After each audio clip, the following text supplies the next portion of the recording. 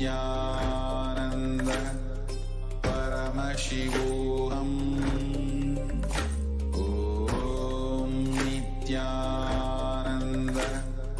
Paramashivoham. Om Nithyananda Paramashivoham. Om Nithyananda Paramashivoham. Om Nithyananda Paramashivoham. Om Nithyananda Paramashivoham. Om Nithyananda Paramashivoham. Om Nithyananda Paramashivoham. Om Nithyananda Paramashivoham. Om Nithyananda Paramashivoham.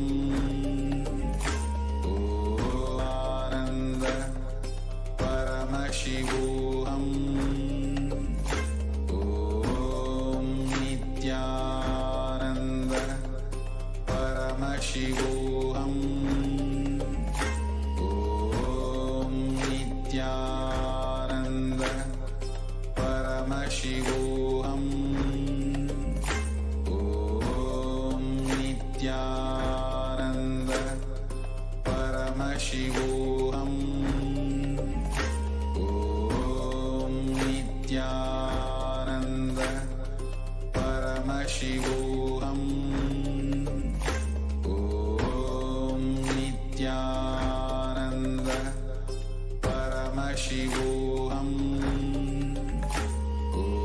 Om Nithyananda Paramashivoham. Om Nithyananda Paramashivoham. Om Nithyananda Paramashivoham. Om Nithyananda Param. Om Nithyananda Paramashivoham. Nithyanandam Paramasukadam Kevalam Jnanamurtim Bandvātītam Gaganasadrisham Tattvamasyaadilaksham Ekam Nityam Himadamachalam Sarvadhi Sakshibhutam Bhavatītam Trigunarahitam Tatgurum Tam Namami. Welcome to all of viewers who are joining us from all over the world today for this very special Navaratri celebration. And I hope all of you enjoyed the beautiful Durga Puja and the live darshan of Supreme Quantum Buddhism.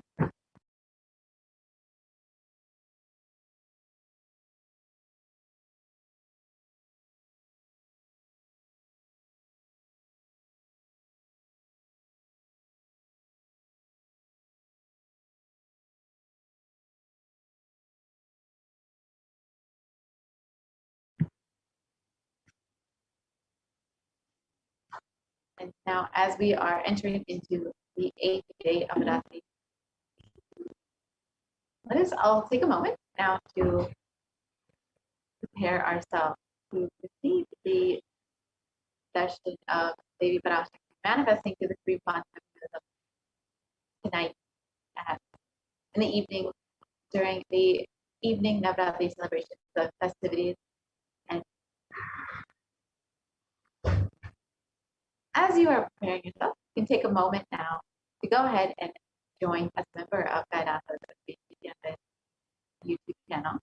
So you can visit Kailasa's HDH Nithyananda and on YouTube, and you can go ahead and click the join button next to the subscribe button. And once you have clicked that, you will get an option of various levels of Ikai Darshan. You can join now. You can choose whichever one you would like and join as a member. And once you have become a member, you will have access to various exclusive content as well as the opportunity to ask your questions during the live Parashakti Akashic reading, as well as the live Bhagwan Paramashiva Sai just wanted that. So now let us enter into this segment and understand who is Devi, how she is manifesting through the Supreme Consciousness.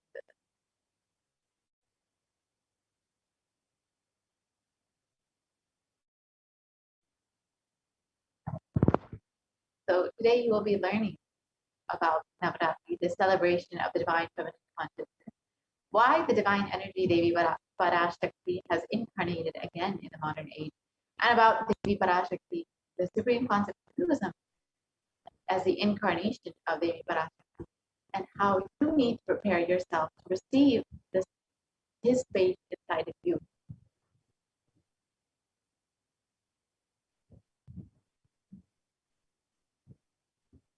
And as the cosmic feminine consciousness, Parashakti liberates you, bestowing her supreme knowledge, and bestows her completion through the worship. And Devi Parashakti is worshipped by all the gods and goddesses of Kailasa, and in the Chandi Homa, all of Kailasa requests her divine presence to bestow upon you. And through her macrocosmic space, getting mirrored in the inner space. For this step, recommended that you do the exercises sincerely, and delayed gratification is the space that is the best to be the best receptor for darshan and her incarnation form.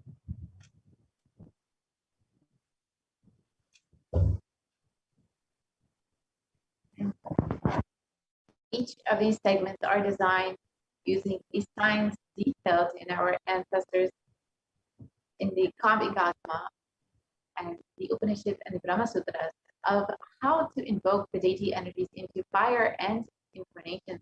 The ideologies you carry in the Manomaya, the mind sheath, and the Vijnanamaya kosha, the intellect, are too important for this experience. Thus, each segment is designed to work on each kosha. It's recommended that you attend the complete program for the best experience.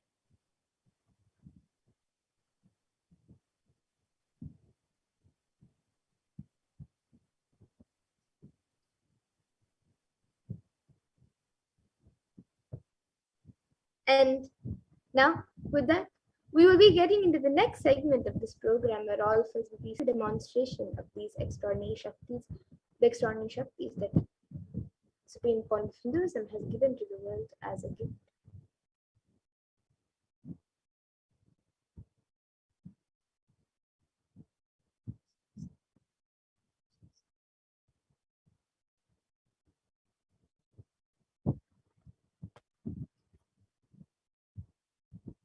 So today, the Balasans, the Nithyananda yogis, and the initiated disciples of the Supreme Point of Hinduism will be manifesting and demonstrating the powers of third eye and sharing with all the experiences and results of the extraordinary manifestation awakened in us through the Diksha, the initiation.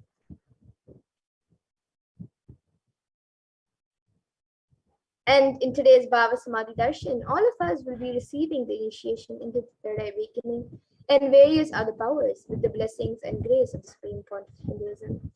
And we will be manifesting the following powers of third eye, which is seeing with the eyes blindfolded, and various other powers such as body scanning, remote vision, and many more. And for those of you who might be wondering where the third eye is located and how it works, the third eye is a cosmic browsing center located between the brows, which upon initiation, one can effortlessly express powers and see through the third eye just as you would with your two eyes.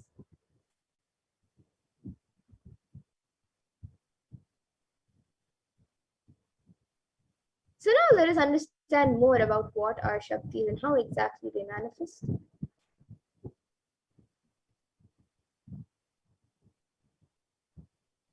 In the Veda Agamas, the source scriptures in Hinduism, Paramashivoham reveals in elaborate detail that every human being is hardwired to be able to manifest 463 extraordinary Shaktis, divine powers. Manifesting powers or Shaktis are described as a system, method, and science for human beings to explore the various possibilities and powers and have access to various states of consciousness. Shaktis manifest from the fundamental cognition that you are divine, that you need to manifest divine, not that you are a man and you need to reach the divine.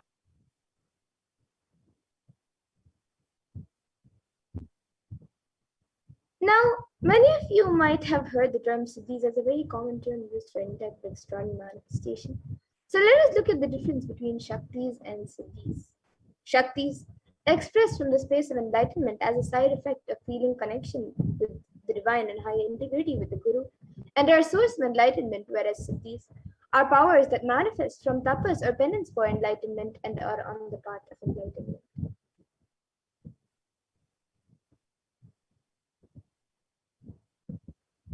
And the Shakti of Paramashivoham manifests through the ordinary human beings in an extraordinary way after initiation from the avatar.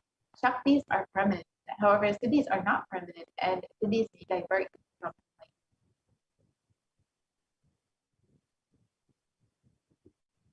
And Paramashiva, who is the source of all these Shaktis, is the primordial divinity of Hinduism, the ultimate reality and cause, which is self-effulgent, Swayam Prakasha, all-pervading, unchanging beyond time, space, form, and causality. And as the fundamental base of Avyakta, the unmanifest, and Vyakta, the manifest existence, he performs the Panchakritya, or the 5 cosmic acts of Shrishti, which is creation, Sthiti, which is sovereign rulership and maintenance, Samhara, which is rejuvenation, Throbhava, which is pulling out a delusion, and Anugraha, which is liberating grace for all living entities.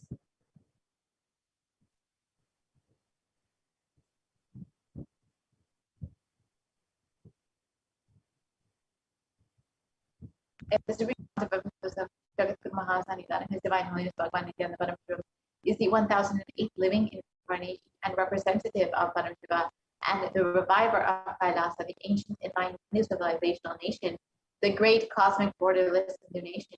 Ever since the beginning of the civilization, the Sanatana Hindu Dharma has been the cradle of enlightened beings with highly advanced sciences. It was where the science of enlightenment and powers, the Shaktis, were lived and taught as a lifestyle. For the first time in modern day, the Supreme Concept of Hinduism is reviving these yogic sciences and transmitting it to the world as a record-breaking, never accomplished before.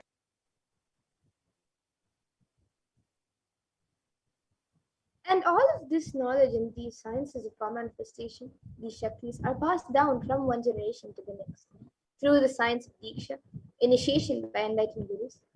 And the supreme point of Hinduism, being recognized as an incarnation at a very young age, was trained and taught into these sciences to revive the initiations and knowledge repositories for billions to manifest the science of power manifestation. From the disciplines of Vedanta, Tantra, Sri Vidya, Yoga and Yogic powers, Mantra Shastra, Siddha Vidya, science of Aushadha, Advaita, Bhakti Yoga, Paramashivoham, Paramashivoham, and much more. And all of you, the Guru Parampara, all the various gurus and enlightened beings who have trained the supreme point of Hinduism ever since we were young. So you can see Mataji Vivekanandapuri, Pundi Swamigal, Isikal Swamigal, Annamalai Swamigal, Kanchi Paramacharya, Yogi Raj Yoganandapuri, Visari Swamigal, Sri Tirchi Mahaswami, Tirunai Swami, Thinnai Swami, Sri Sadhu Om, and many more. So now let us see how we can awaken these divine Shaktis in us. How can you manifest these Shaktis yourself? The supreme point of Hinduism. Every ultimate truth, jnana, is mapped into your consciousness, prajna, and manifests as a possibility and power of every being, prajnana. So now let us watch a small video on the power of initiation.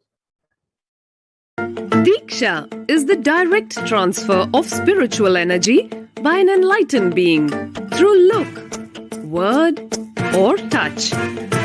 The traditional Vedic book Navaratneshwara states, Sarvasamapi dikshanam muktihi phalamakhanditam avirodhat bhavantyeva prasangyastu bhuktayah The main benefit of all initiations is moksha, enlightenment. As a side effect, health, wealth, leadership, and well-being happen. And in Rudrayamala Tantra, Shiva says, Devi Diksha Vihinasya na siddhihi na cha sadgatihi tasmat sarva prayatnena guruna dikshito bhavet. The one who is not initiated does not attain liberation nor a better future. So by all efforts, one should get initiated by Guru. What is the science of initiation? Neuroscience has proved that the process of initiation floods the brain with energy. This is the superconscious energy of Kundalini, our own highest inner potential energy. As the Kundalini flows from the thalamus to the cortex, it sets up a powerful energy loop within the brain, which awakens the latent non-mechanical parts which we have never used before. With increasing levels of coherence, the whole brain comes alive, turning into a superconductor of conscious energies that heal, empower, transform our lives, bliss and fulfillment. Initiation creates high awareness, visualization, creativity. It also slows the aging process and improves the immune system. Kundalini awakening, healing experience, levitation, teleportation, materialization. Experience the power of initiation through a range of exclusive programs conducted at the ashram. Nithyananda Dhyanapitham, Nithyananda.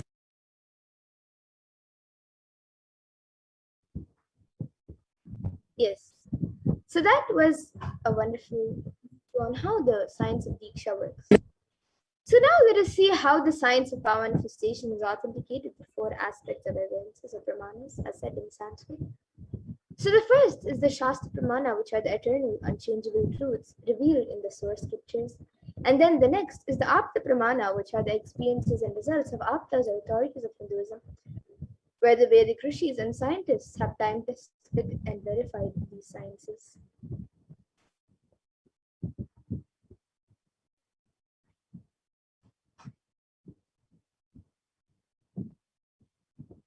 The next is the Atma Pramana, which is an account from the life of the Supreme Point of Hinduism, this millennium of the power manifestation. And then the next is the Pratyaksha Pramana, which is the empirical evidence from observation and scientific experimentation.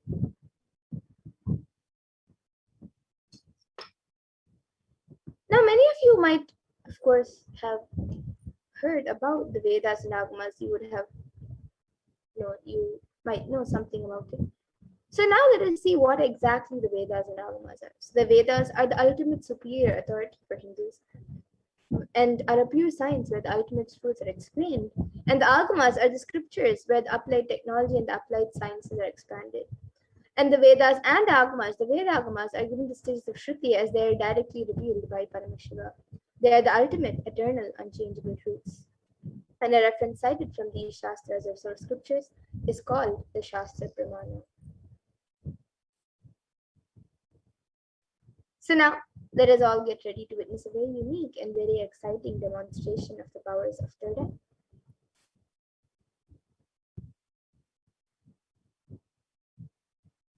After we go through the pramanas for this power, so we'll be first seeing the power of third eye, which is seeing with the eyes blindfolded. So the Shastra Pramana for this power comes from the Vijnana Bhairava Tantra. Kapalantarmanonyasya tishtanmilitalochanaha kramena manasodadyat lakshaye lakshyamuttamam. And the translation for this verse is, by fixing the mind on the inner space within the crown center and sitting stably without any movement, having the eyes closed in succession, by that stability of the mind in inner space through the power of the third eye, One directly sees the ultimate goal Lakshyam by having the vision beyond the sight that reveals any object or place, attaining the space of oneness with the source, Paramashiva. And the next is the Apta Pramana, where Krishna initiates Arjuna into the power of third eye. And he initiates Arjuna into the power of third eye during the revelation of the Hindu Purana Bhagavad Gita. So Arjuna can behold Krishna's Vishwarupa Darshan, the vision of his cosmic form. And Bhagavan Krishna beautifully says to Arjuna, Natu mam shakyase drashto manenaiva swachakshusha divyam dadami te chakshuhu pashyame yogamaishwaram. So in this verse, Bhagavan Krishna says to Arjuna, but you cannot see my cosmic form with these physical eyes of yours. Therefore, I grant you divine third eye vision. Behold my cosmic opulence. So this comes from the 11th chapter of Bhagavad Gita, which contains the description of Bhagavan Krishna's cosmic form. And the description of Bhagavan Krishna's cosmic form is completely narrated by Arjuna as he sees Bhagavan Krishna through his third eye. And the next is the Atma Pramana in Swami's own words. The first experience is that I was able to see everything around me, above me, the whole 360 degree. Then direction, Side and out. I realized not only I was able to see, I was able to first- feel and experience all of that as well. And the next is the Pratyaksha Pramana, which is the empirical evidence from observation and scientific experimentation. And you can see that study measures and compare metabolic cell activities of the brain in the conscious and meditative states were measured of the swimming point of Hinduism using a positron emission tomography, a PET scan. And it was measured that when doing daily activities, there was high activity measured in the brain where the third eye is located. And when in deep samadhi state, only the third eye region is active and almost 90% of the rest of the brain is at peace. And the next is the Sakshi Pramana, where this rare and sacred science of third eye awakening is being made available to humanity for our ultimate enrichment and conscious evolution by the Supreme Point of Hinduism. And as a living incarnation of Paramashiva, the Supreme Point of Hinduism embodies the most profound yogic states that surpass all the bounds of time, space, and matter. And he is gifting this pure and great science of third eye awakening along with many other spiritual sciences to the world through the initiation, the Diksha. And for all the millions of people around the world who have been initiated into these sciences have actually experienced and witnessed the profound results and extraordinary manifestation in their day-to-day life.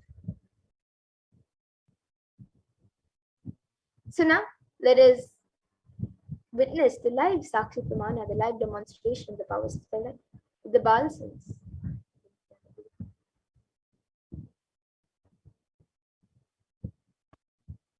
So here with me I have this eye band, which in front is a thick opaque plastic sheet, and in the back there is thick black sponge which will not allow any type of light to enter around the eyes. And all of you can see. So my eyes will be sitting into these two sockets over here, and even the bridge of the nose will be covered. And this eye band is actually certified by ophthalmologists and it's usually given to people who are suffering from insomnia so they can have better sleep. And now this eye band will be put on my eyes by a volunteer. And once it is done, any of you watching us live on YouTube, you can put your comments in the live YouTube comment section and I will be reading it through the third eye. So now all of you can see as the eye band is being put on my eyes by a volunteer.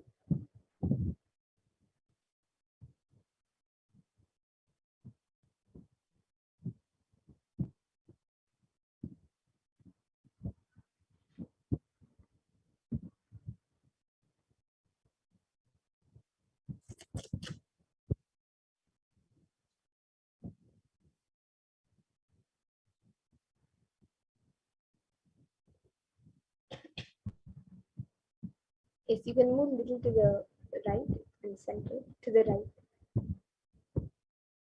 Yes, now it's centered.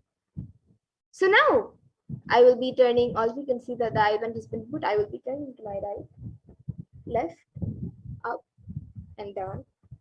So all of you can see that the eye band has been put. And now the YouTube comment section will be projected in front of me.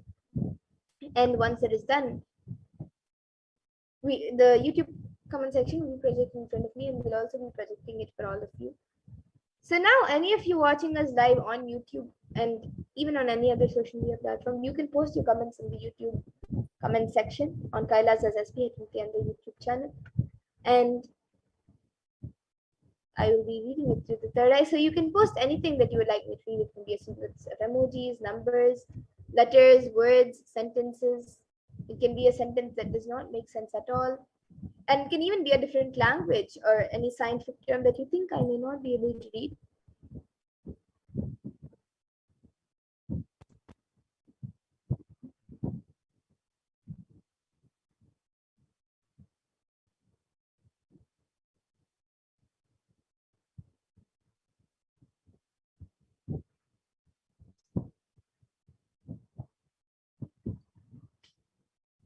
Yes, and as we get some comments, here with me I have this Guaranteed Solutions book, which is written by Swamiji, the Guaranteed Solutions for all of us, for humanity. So now, in front of all of you, I will be opening a random page from this book and reading the contents of that page. So now all of you can see as I open a random page. Stop the screen share. So now I'll be opening a random page in front of all of you. So I've opened the random page. And now I will be reading this page. So this page is page number 224 and 225.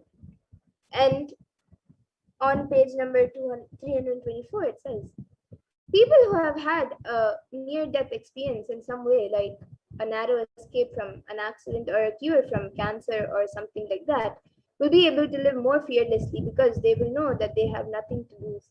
They will also live their lives with greater clarity and live more intelligence. Live and with more intelligence. Learn from all your education is that you should do the right thing at the right time and move on. Somehow, this is the last lesson that we learn thoroughly. After having gone through all the other lessons, we learn this lesson. Procrastination is something that you bring about yourself. But the rest of the fear society instills in you. Society makes you afraid of your own self, of God. It makes you afraid of yourself with simple things like morality, names and forms, prestige and whatnot. In the name of morality, confidence in yourself. And that is why you are so unsure of yourself when it comes to morality.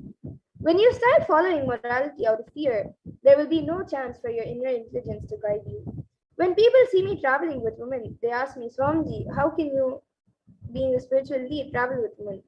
How will people not talk about you? First of all, they are forgetting that they're talking to an enlightened master. If they are completely aware whom they are talking to, they will not even come up with the question. Anyhow, I have to answer them in their language, and so I tell them, I have faith in myself, and the women have faith in me. Why are you bothered? They are simply shocked when I say this. If our lives' morality is nothing but a poor substitute for lack of intelligence, when you act out of your own intelligence, you can be confident of yourself. But when you act out of rules and regulations, you can never be sure of yourself because you are not yourself to start with. You are not centered in yourself and you are centered in the rules. And there are two more paragraphs, and there's also a story at the end of the page. So all of you can see page number 324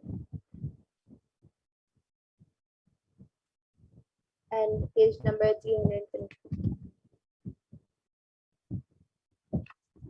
Yes. And if any of you would like to comment anything, you can put your comments as well.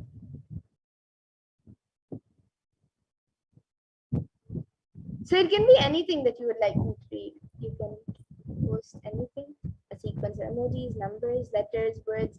And you can also, if you would like me to open a specific page from the Guaranteed Solutions book, you can even post that number.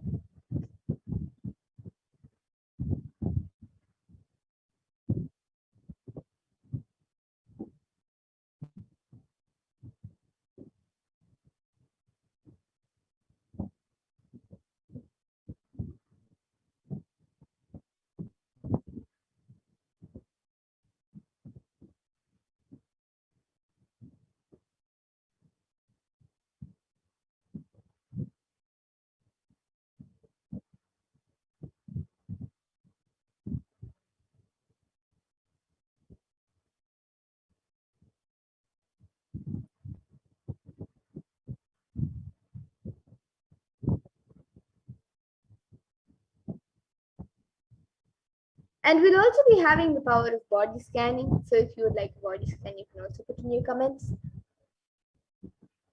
And we will be doing the body scan for you.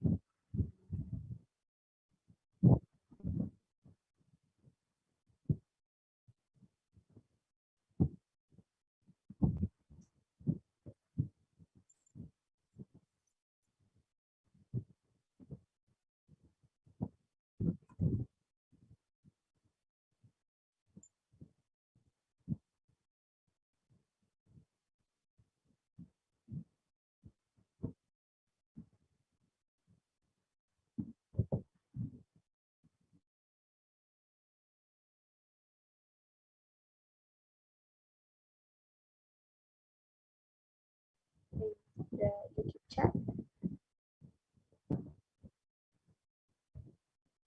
And even in Kailasa's Nithyananda Sangha YouTube channel.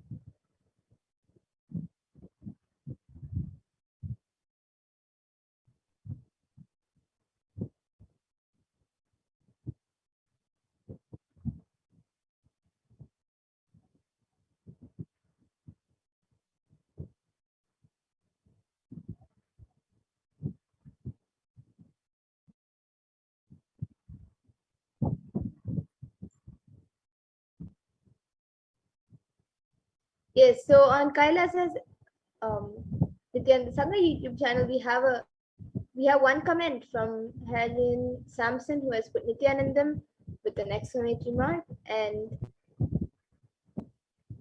paw emojis. So there are two paw marks, and then a namaskar emoji and a heart emoji.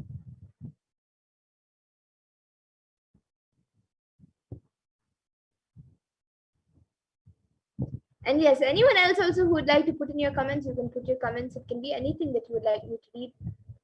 A sequence of emojis, numbers, words, letters, sentences, shapes, anything. Yes. Now we have another comment from Aina Vodens, who has put Fluffy Cat went for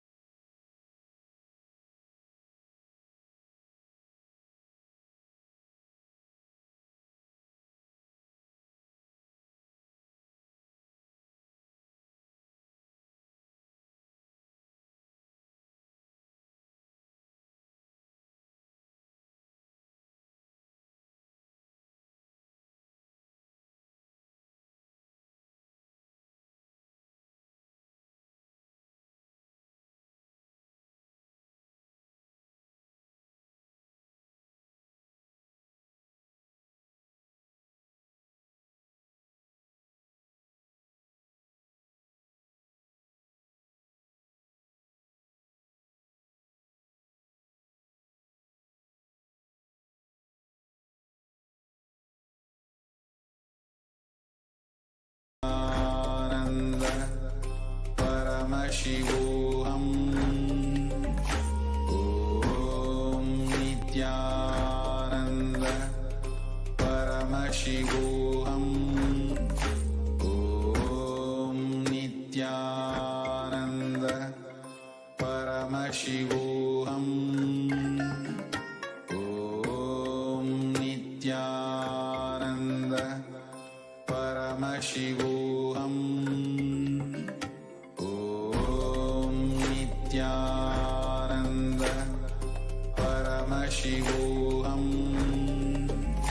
Om Nithyananda Paramashivoham.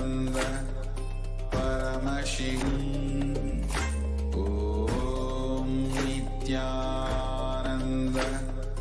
परमशिवोऽहम् ॐ नित्यानन्द परमशिवोऽहम्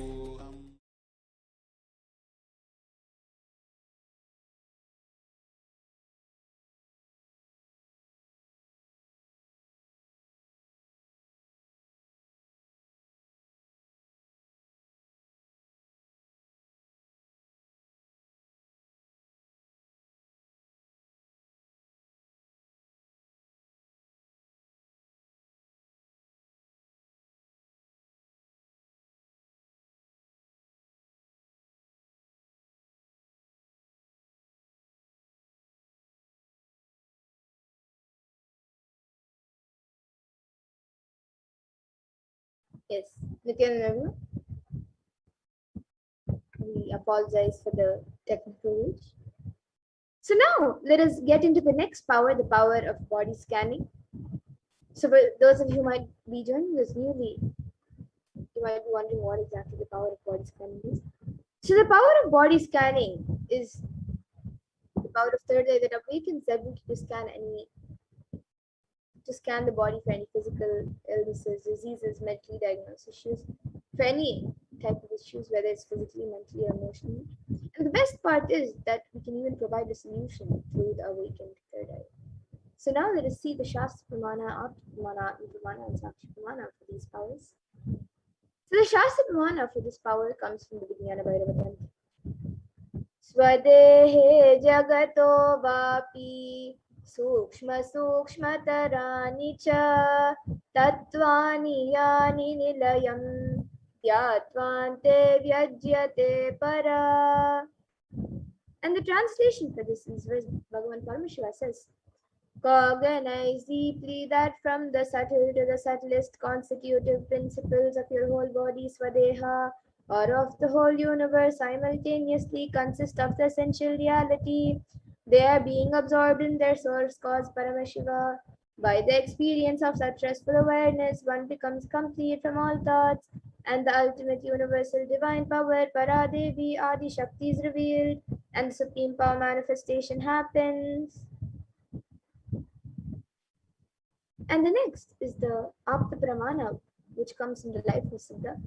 So Teriyar was a Siddha and one of the prominent disciples of Agastya. And one day a man suffering from severe headache comes to Agastya for healing. And Agastya uses the power of body scanning and identifies the root cause of the headache. He reveals that there is a small terai, a type of rock, sitting in the person's brain. And Agastya immediately instructs Teriyar, his disciple, to perform an open head surgery and remove the fur. And after the surgery is completed successfully, the person is healed and cured of the headache. And thus he gains the name Teraya. And the next is the Atma Pramana, which was revealed by the Supreme Pontiff himself on the 22nd of December of 2019, of how he uses the power of body scanning. Paraphrasing his words. Only when I had a multiple compound hand fracture, I was forced to go for surgery and therefore for medical checkups related to that. At that time, they detected heavy metal quantity in my different organs. It was revealed that I had been poisoned without our knowledge.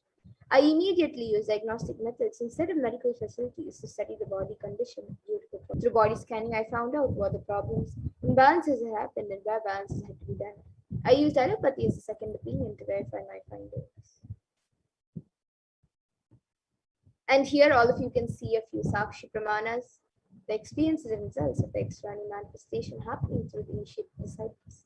So here you can see just a few sharings, but thousands of people around the world have experienced and manifested this power and various other powers as well. And even you will be able to manifest these external Shaktis.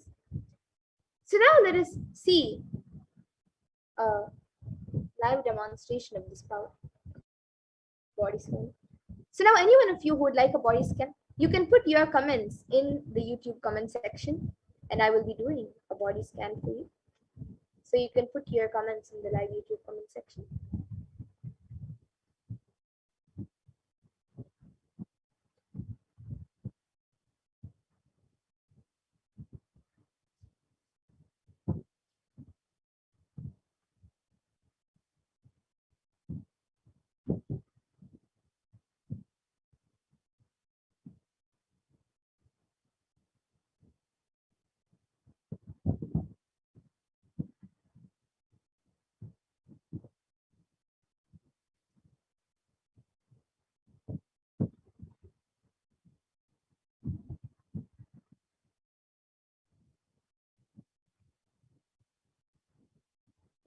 So we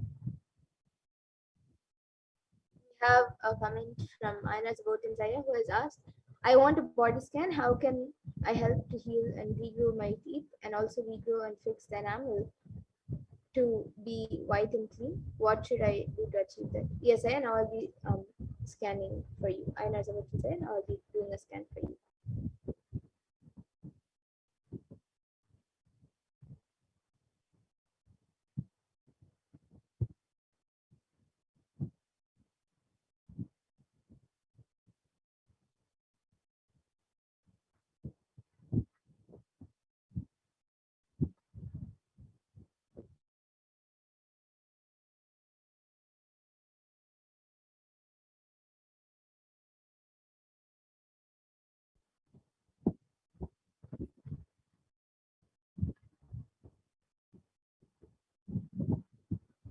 Yes, so Aina's Zaya, what I was able to see for you was that you should start brushing with how they used to do, how it is revealed in the Karmic Agama.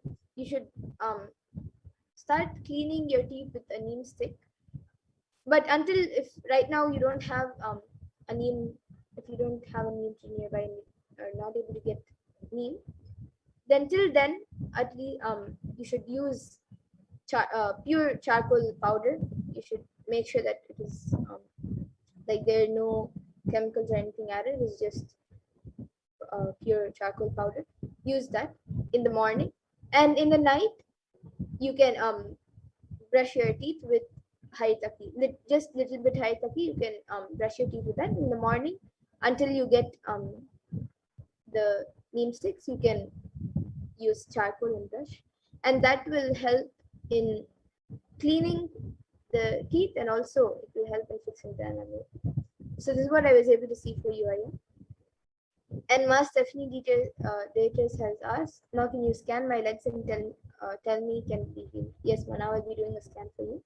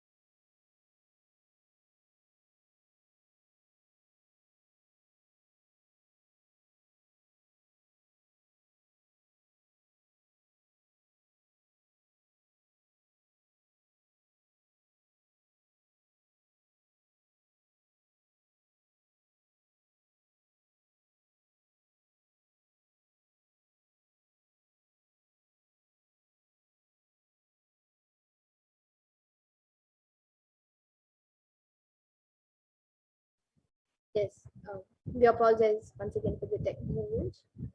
So yes, Ma Stephanie Dietrich, what I was able to see for you, Ma, was that for your legs, actually I was able to see that it is something with the nerves. I was able to see that there's a problem with your nerves, and it is actually causing a lot of like it's causing pain in legs, and also you're feeling like a shooting pain. And also I was able to see that there's also a lot of dryness which is being and wounds being created on your leg.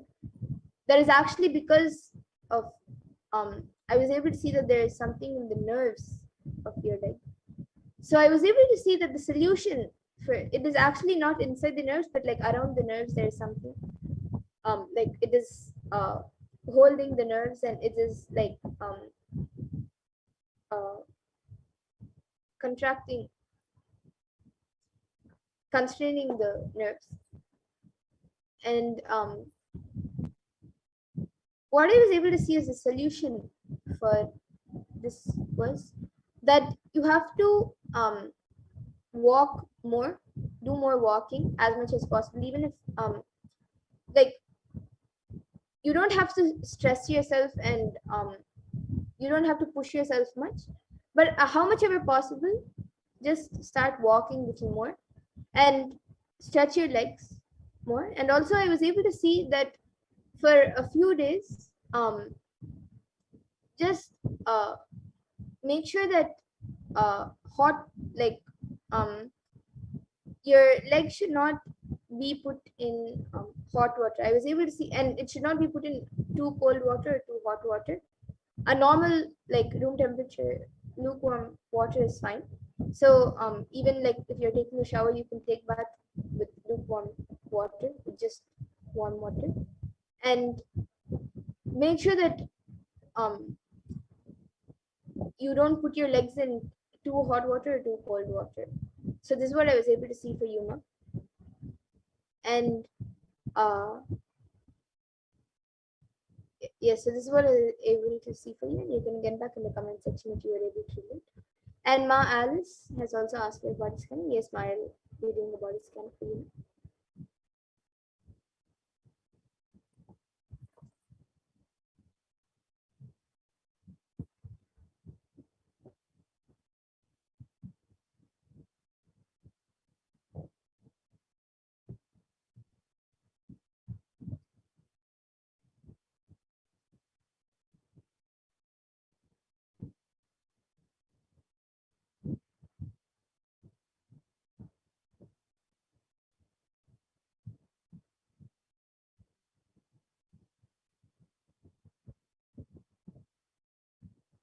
Yes, so Ma Alice, what I was able to see for you, Ma, was to lose weight, you have to have a more healthier diet.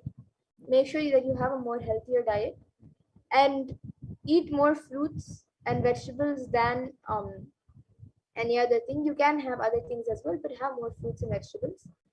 And I was also able to see that you can whenever your body is ready or when you feel comfortable, you can also do the Nirahara Samyama. And that was what I was able to see for you to lose weight.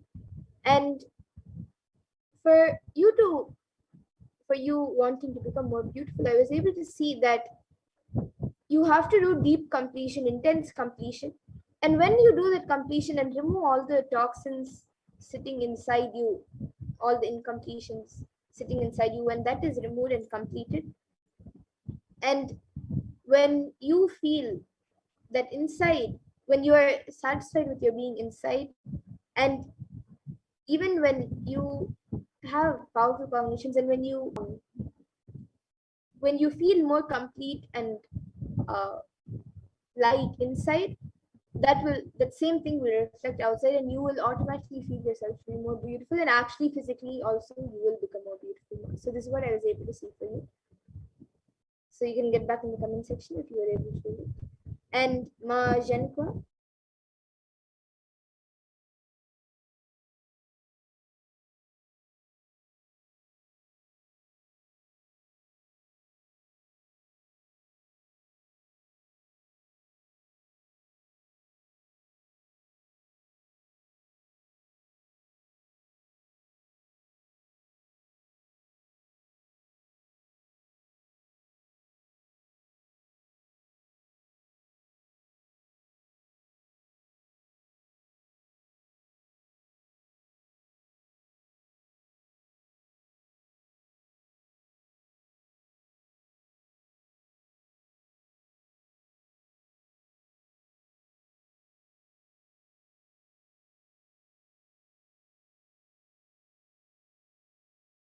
yes, once again, I apologize for the technical glitch.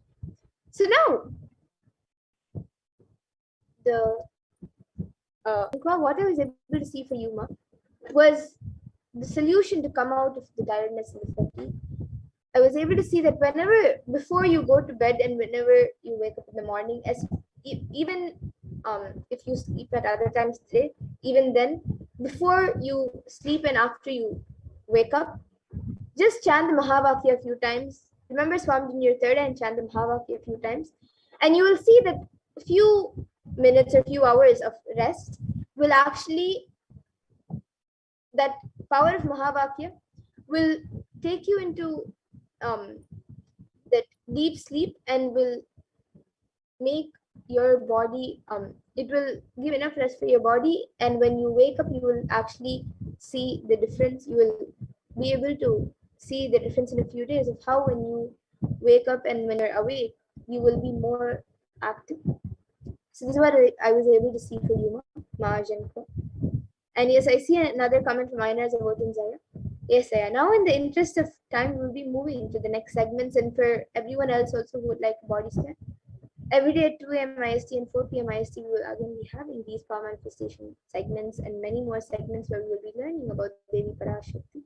So you can come again every day and you can request for a body scan, and we will surely do. We will surely do one for you. And yes, Master FM leaders have gotten back saying thank you, Ma. Yes, Ma. Thank you, Ma, for getting back. And Ma Alice has gotten back saying thank you for the scan. I have had a scan by you before, and I always feel so untouched afterwards. Thank you. I do have to complete a lot myself, and there are times I don't like myself at all. Yes, Ma. Okay, so now with that, we will now be moving to the next segments of this program where all of us will be learning about, we will be learning more about Devi Parashakti. But before that, we will be learning about the world today and the way forward of, and how Devi Parashakti has come down to guide all of us.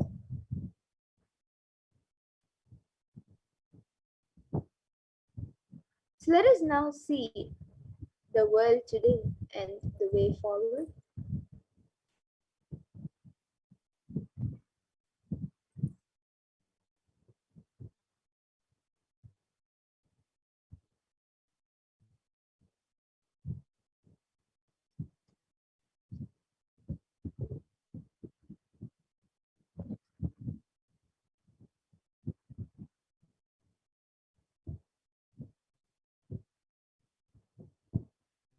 So per day, an additional 0.002% of the population is getting infected by COVID-19.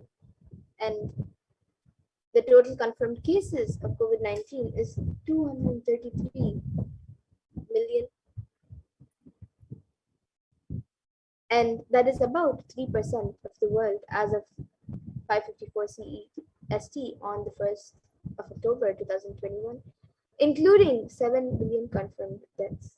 And .com states that new COVID-19 cases have risen to more than 150,000 per day in the United States.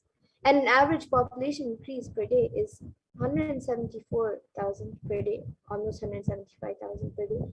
So the rate of those getting infected is almost an average rate of population growth.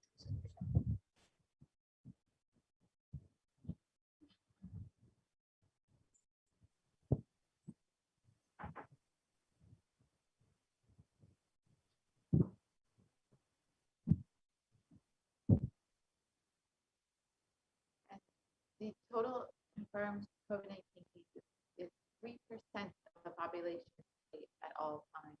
Vaccination is not a known solution or available at any timeline for the world. The average death per day is increased to 126.5 thousand. That's 0.562% of the world. The average death per year is 44.4 million and still growing each year.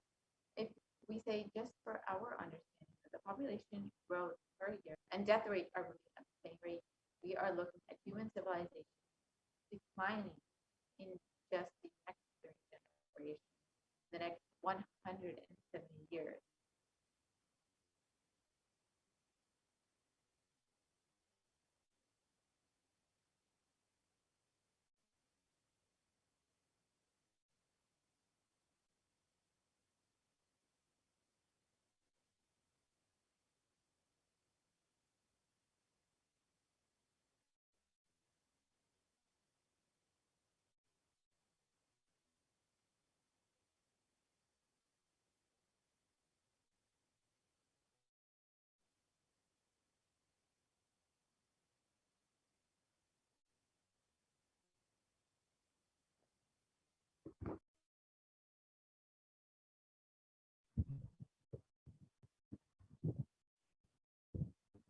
And a need of a global solution that works across all national policies is needed.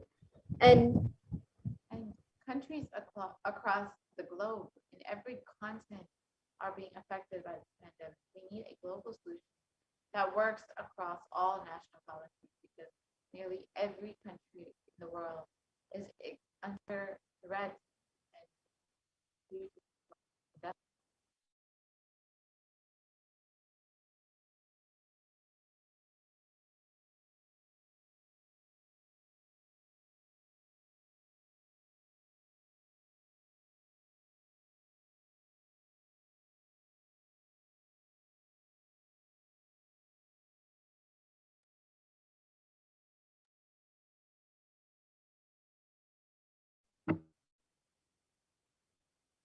And it is not just natural disaster. It is not just the COVID pandemic that is affecting the world and causing so much suffering. We've seen so many natural disasters over the last year. There's fires, floods, storms, or even uh, uh,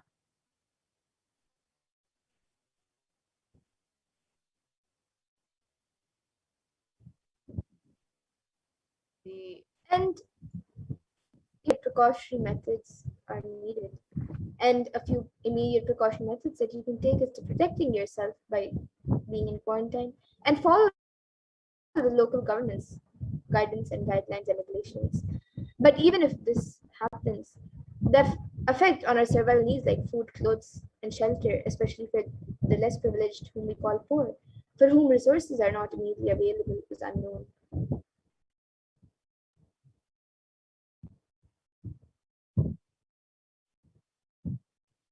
And now let us see what is the cause, what is the karma that caused COVID-19. So in the Brihadaranyaka Upanishad, 4th Adhyaya, 4th Brahmanam, 5th Mantra, it defines karma in a verse and it says, Yata kari yata chari tata bhavati sadhu kari sadhu bhavati papa kari papi bhavati punya punyena karmana bhavati papa papena. And the translation of this verse is as it does, it enacts. So it becomes by doing good, it becomes good, and by doing evil, it becomes evil. It becomes virtuous to good acts and vicious to evil acts.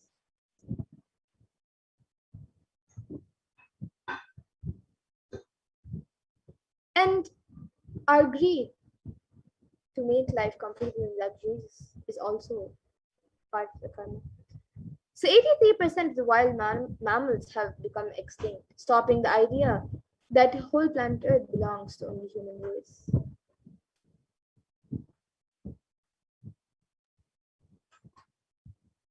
And we forgot that we share the world with others. So let us set a trend of moving to a nature-based lifestyle and let us stop torturing and killing animals and let's drop the idea that planet Earth is exclusively for us.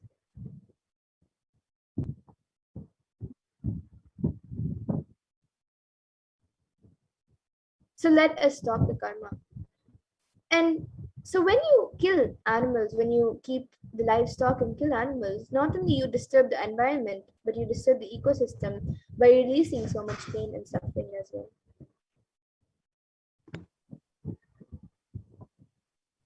So what is the permanent solution for this pandemic? After the purpose of the world, the primal principle, the primary principle of the universe is let us all exist and celebrate our life. Non-violence is the ultimate natural law of life.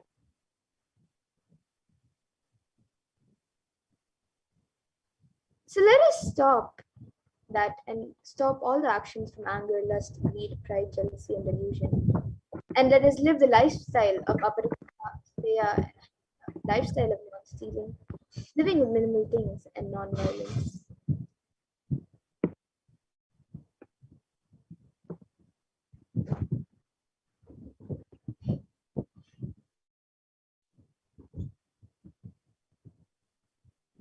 And every crisis that humanity has faced, Hinduism has found solutions. Hinduism is a religion which has seen at least 5 complete wiping out of the planet and the wiping out of the civilization. And we have the knowledge, we have recorded and documented every time when the civilization is wiped out and how it was rebuilt.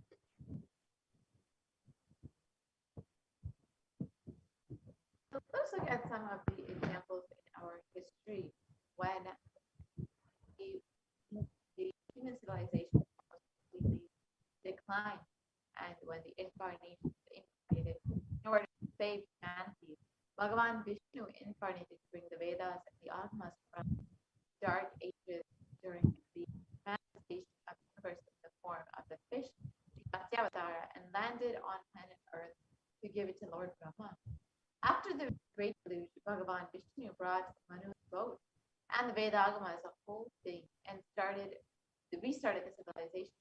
That is why the kingdom, the earliest kingdom, has a fish as its emblem.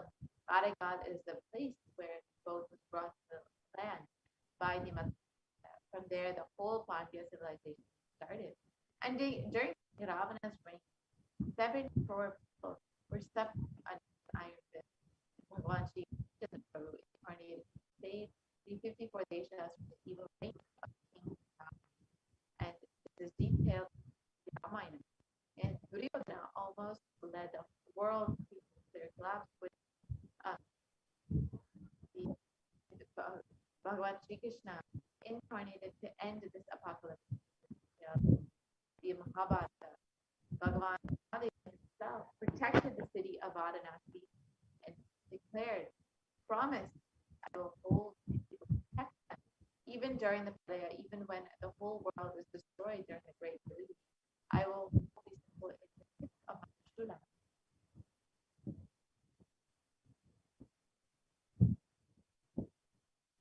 And in the Upanishads, the rishis celebrate the happening of the incarnations who come down to liberate people from crisis. And in the Taittiriya Upanishad, chapter 3, Riguval, section 10, the rishis sing and dance in the ecstasy of enlightenment and Kundalini awakening. And they sing, Ha, ha, ha, ahamannam, ahamannam, ahamannam, ahamannado, ahamannado, ahamannadaha.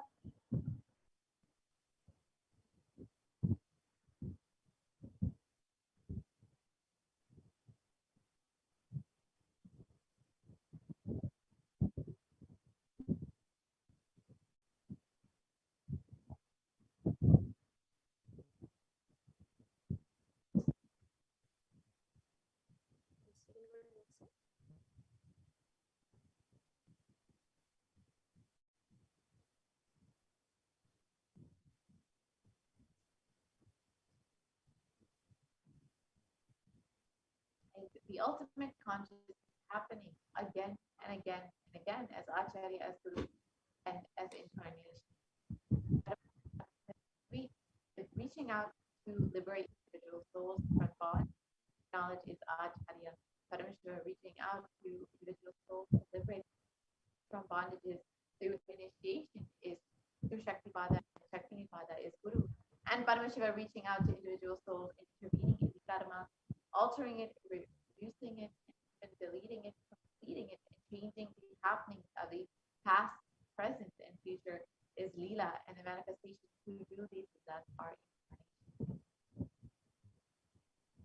And in the Bhagavad Gita, Bhagavan Krishna also promises, Yada hi dharmasya glanir bhavati bharata abhyuttanam dharmasya tadatmanushadam.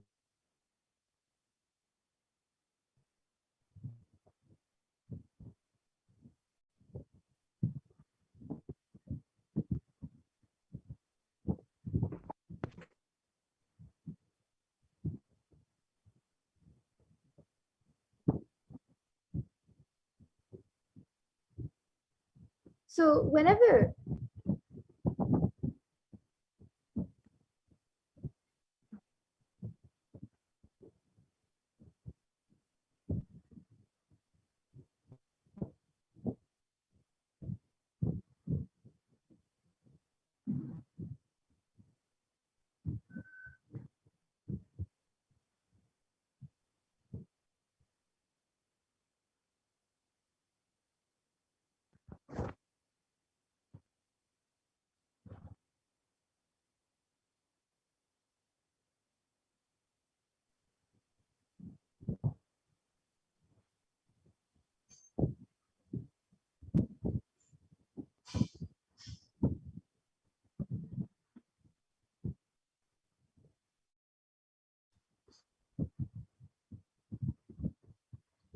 So, whenever there is a decline in individual consciousness, the collective unconsciousness increases to establish the righteousness of the eternal consciousness.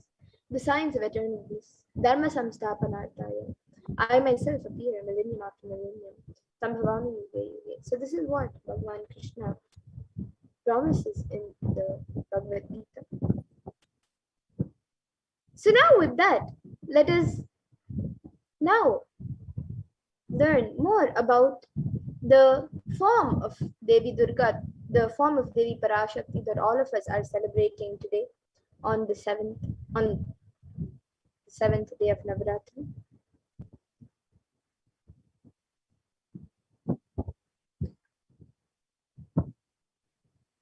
So today, on the seventh day of Navaratri, we are celebrating the form of Devi Durga.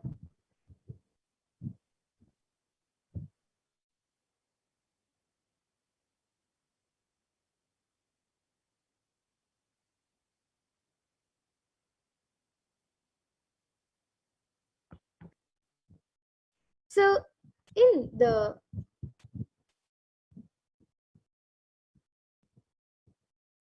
in the 11th chapter, verse 24, we are actually today on the 8th day of Navratri. We are celebrating the form of Devi Saraswati.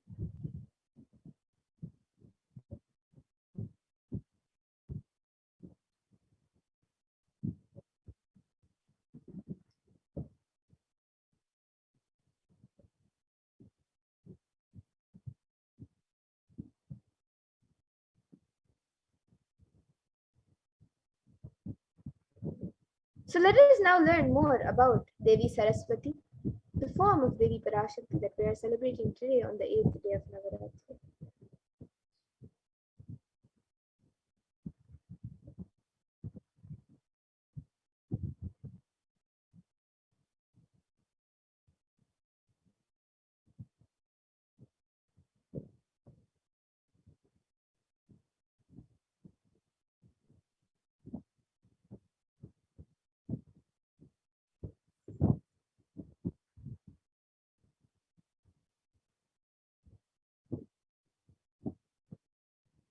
So in the Devi Mahatmyam, chapter 11, verse 6, beautifully there's a verse that speaks about Devi Saraswati's glory. And it says, Vidya samastas tava Devi vedaha striya samasta sakala jagatsu tvai kaya purita mam baitat kate stuti stavya para proktihi. And the translation is, all lowers are your aspects, O Devi. So are all women in the world, endowed with various attributes. By you alone, the mother, this world is filled. What praise can there be for you, who is the nature of primary and secondary expression regarding objects worthy of praise?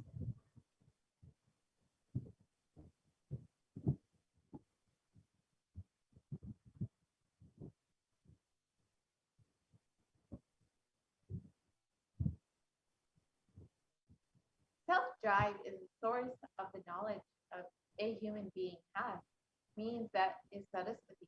Knowledge is not the number of books you've read. Knowledge is not the number of concepts you know.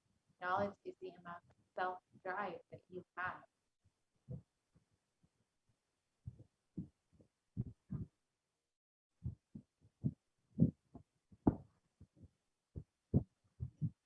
And giving the right context to the self-drive is only the job of Saraswati knowledge.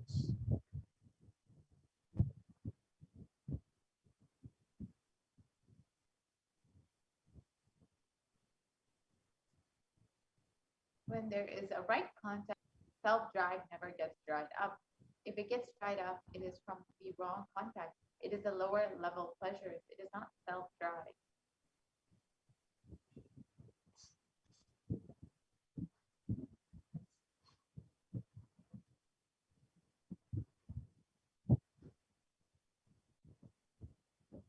all the knowledge, the reason for all the knowledge, reasons for all the books, reason of all the knowledge transmission mechanism is to give you the right context for your self-drive, to give the right context for your self-drive.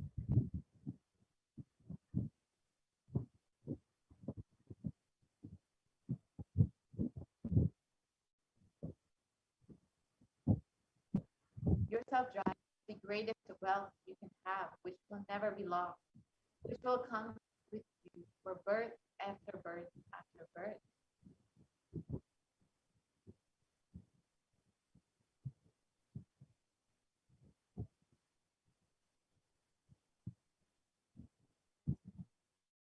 And Devi Saraswati's glory is also mentioned in another verse, and it says, Ya kundendu tusharahara davala, ya shubravasta vrita, ya veena varadanda manditakara, ya shweta padmasana, ya brahmachyuta shankara pravritihi, devam sada pujita, samam patu sarvavati bhagavati Saraswati Bhagavati Nishi Jadyapaha.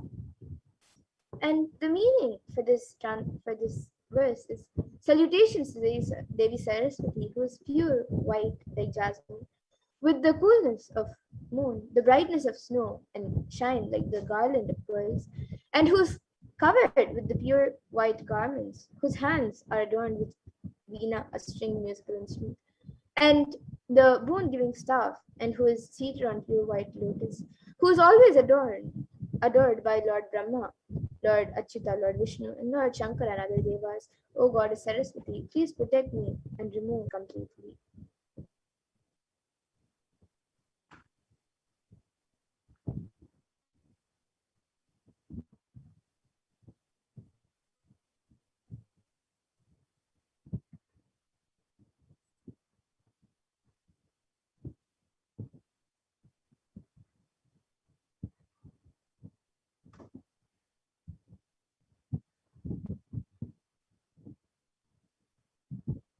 So let us now see the story from the Devi Mahatmya, Devi's Leela from the Devi Mahatmya.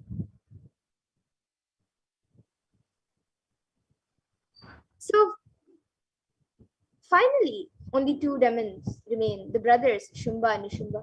They are almost inseparable. And the Chandi called Nishumba, the younger brother, who is dearer to Shumba than life itself. Shumba represents the ego, and Nishumba is the sense of attachment, the tag along sibling, then that accompanies him everywhere.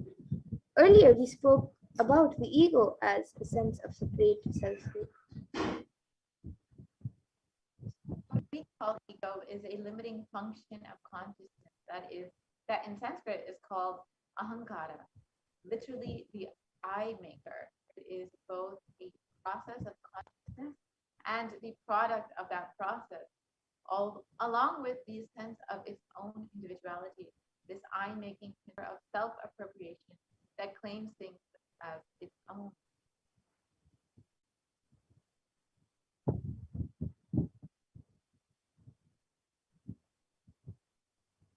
So here is where Nishumba comes in. The attachment he represents is called mamatva, literally minus.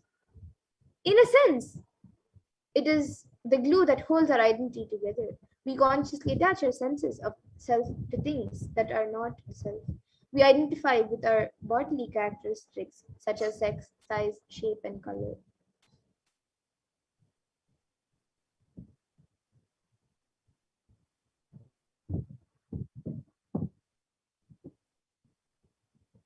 We define ourselves by our likes and dislikes, by the people in our lives and our relationship with them, by our profession, leisure activities, religious or political affiliations, and countless other factors that combine in ways to make each one of us unique.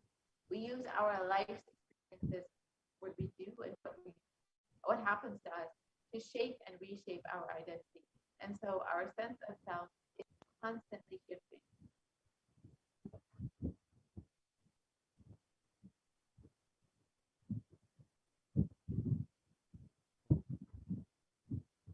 And we go through life acquiring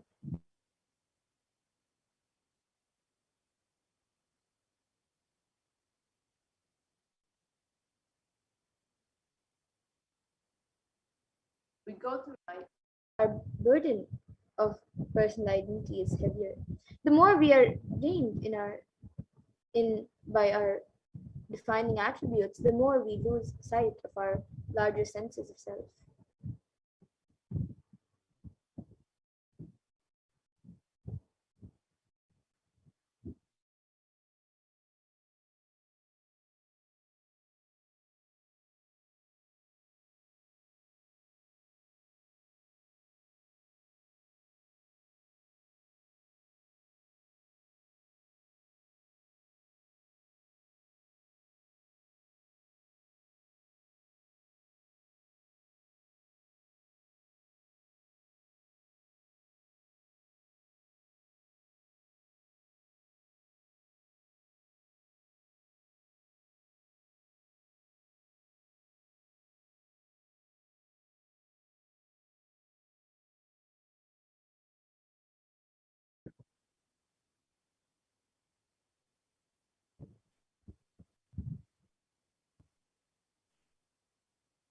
Yes. So in the end, they are no more than worthless tokens of our separation from the infinite self.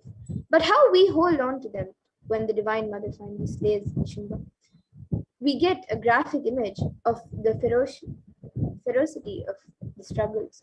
Just when she has the Raman cornered, she sprouts 10,000 arms and 10,000 grasping hands. The picture of the ugly desperation illustrates just how desperate we are not to let go. This is a representation of like how we function in our day-to-day lives. This century, most of us are running around to receive certificates from everyone. That's how we recognize who we are. The certificates decide our happiness or sorrows. Going beyond these certificates only shall we find our eternal bliss.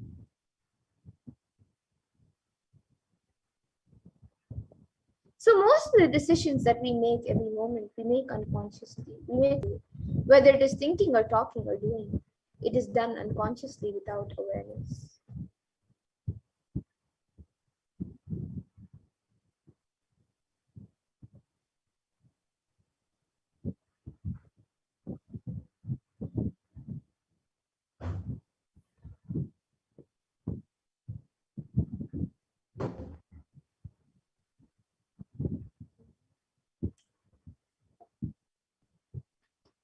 You can stop the slide share for a moment.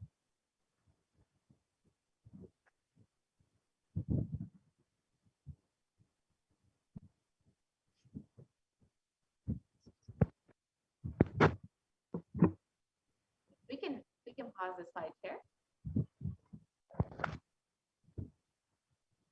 Technical glitch. So as we saw how we take unconscious decisions throughout the day in whatever we think and do. So that is the reason we are not able to connect the cause and the effect of many of the things that happen in our lives. And we always think we have been dished out unfair results. We are blissfully unaware that it was we who caused the effects. We made it happen by the way of unconscious living and ended up in incurring more karma.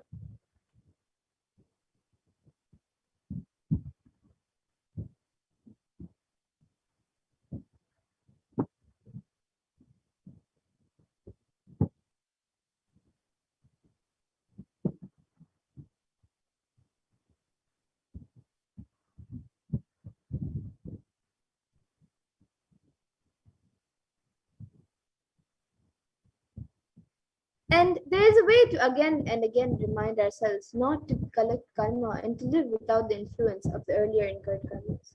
The first step is to have a clear understanding that karma is powerless in the presence of an avatar.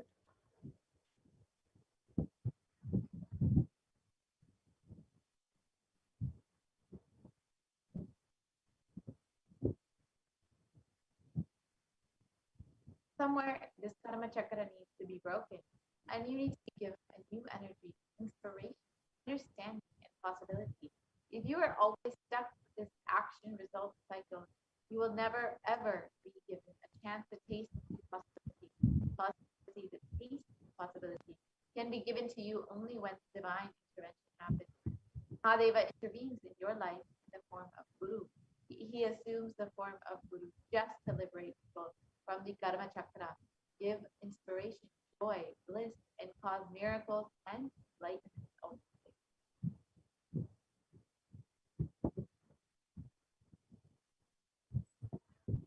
And initiation means the ideas or knowledge or clicks that bring you out of these depressive thoughts and bring you out of the influence of your karma.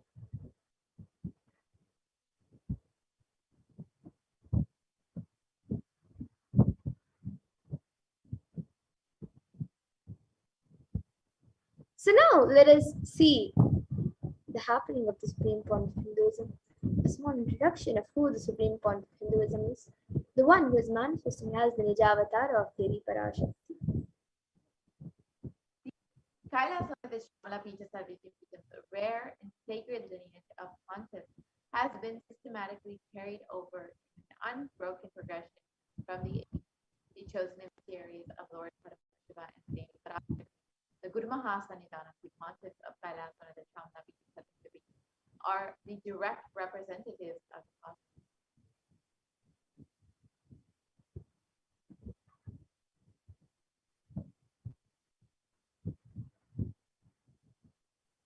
And on the 27th of April 2012, Srila Sri Nithyananda Paramashivam Paramacharya Swami was formally appointed as the 293rd Guru Mahasanidhanam of Kailasa Nithyananda Paramashivam, and as the lawful successor, descendant and inheritor invested with all the powers, duties, and obligations to perform the rituals, spiritual and religious and customary rites vested in the Kailasa and has been reviving its spiritual, religious, and linguistic epicenters to its original glory. So now, let us watch a small video on the history of the Madhurayadini, the Kailasa Nithyananda Paramashivam.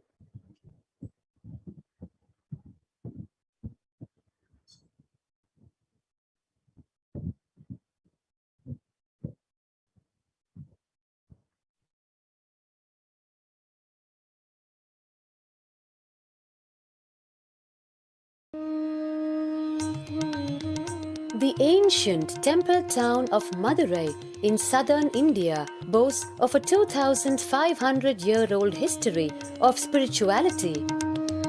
Historians trace Madurai's existence back to the 3rd century BC, making it one of the oldest continuously inhabited cities of the world. Legend says that Madurai was established by the cosmic mother herself, who incarnated as Princess Meenakshi, daughter of the pious king Malayadwaja Pandian.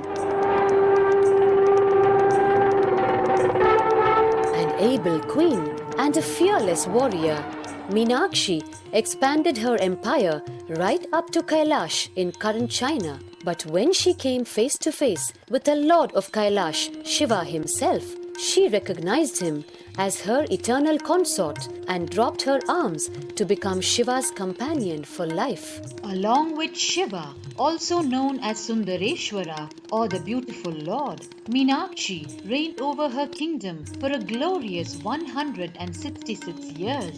In course of time, with the rise of Jainism as a religious force, Madurai too fell to its powerful influence, and Shaivism all but vanished from the sacred kingdom where Shiva himself had once walked the earth.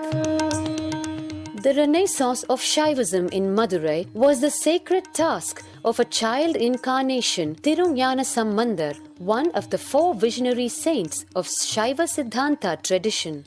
The story goes that as a baby, Tirunjana Sambandar was once nourished by the milk of enlightenment from the cosmic mother herself. This child prodigy arrived in Madurai to effortlessly defeat the learned Jain monks with his wisdom, healing powers, and spiritual prowess, and restored Madurai to her beloved religion, Shaivism, by reviving the ancient Madurai Adinam and the Meenakshi temple, which had fallen to desolate ruin. Madurai Adinam is today the world's oldest living Hindu organization, with a recorded history alone spanning a glorious 1,500 years and an unbroken lineage of illustrious pontiffs to this very day. Over the centuries, Madurai Adinam has been patronized by the likes of Tipu Sultan, Robert Nobili, and the poet Saint Vallalar. The pontiff of the Madurai Adinam is known by the title Guru Mahasannidhanam and inherits the responsibility of carrying forward the traditions of Tirunjana Sambandar's sacred work.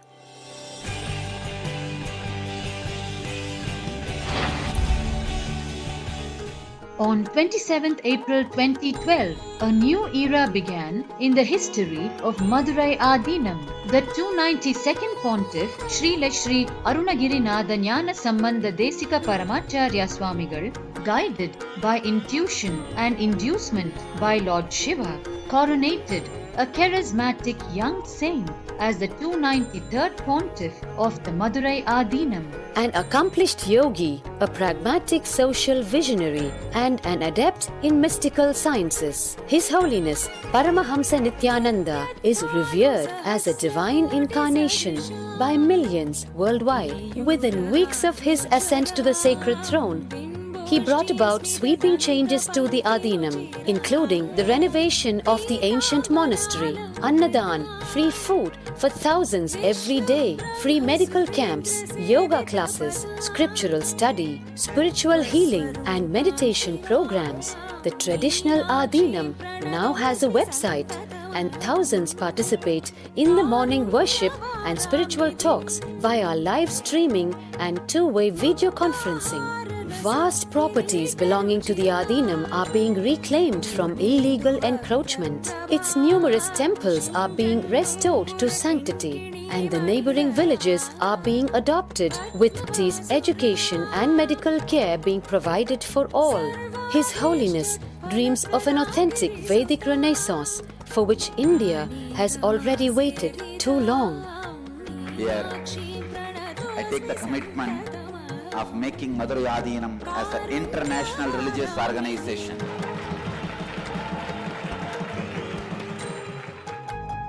We will fulfill all the responsibilities of Madurai Adinam, make Hindu tradition, Saiva tradition alive, revived, lived, celebrated all over the world.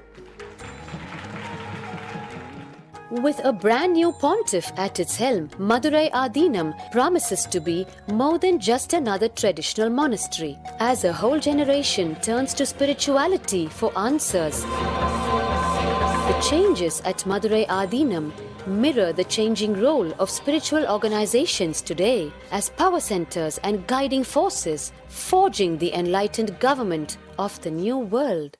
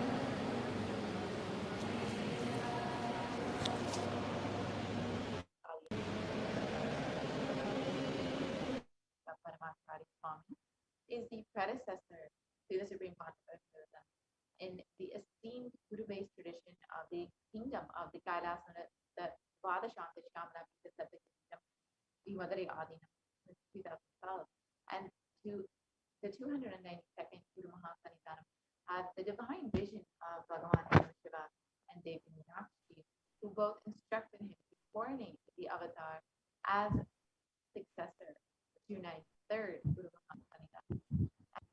In this video, you will see the historic record of Madurai Adinam introducing the successor of the Supreme Pontiff of the Jagat Guru Mahasanidhanam, Bhagavan Nithyananda Paramashivam. You can watch this video online on YouTube, your own convenience.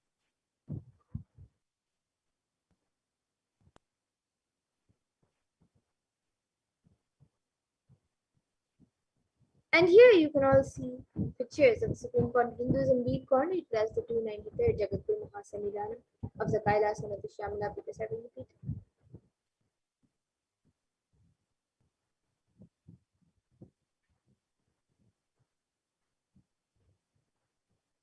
As the coronated 293rd Guru Mahasanidhanam of Kailasana of the Shyamala Pita 7 feet, the oldest Hindu public state, the Supreme Pontiff of Hinduism has been reviving all of the temples, monasteries, and programs under this, like reviving it to back as when Bhagavan Nareshwara, Devi Meenakshi.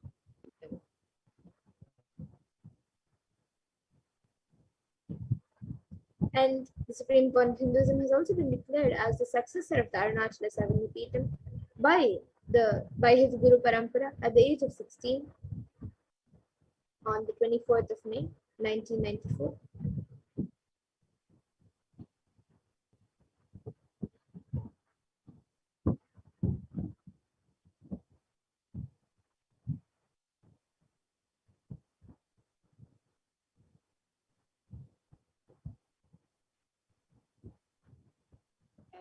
Supreme Pontiff founded the International Nithyananda Sangha to revive Kailasa International at the age of 21 May 1999.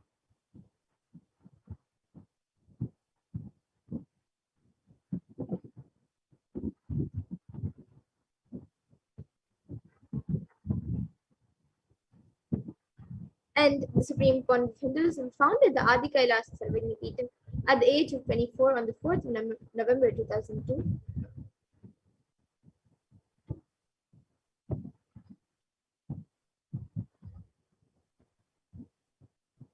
And the Supreme Pontiff of Hinduism has been declared as the successor of the Bhagyanagara Tripura Sarvagnipeetham at the age of 26 January of 2004.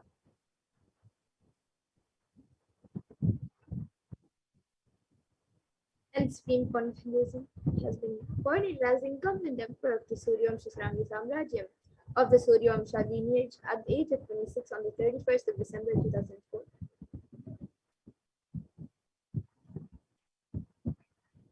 Supreme Pontiff of Hinduism is the reviver of the Adi Pallava Sarvagnipeetham at the age of 29.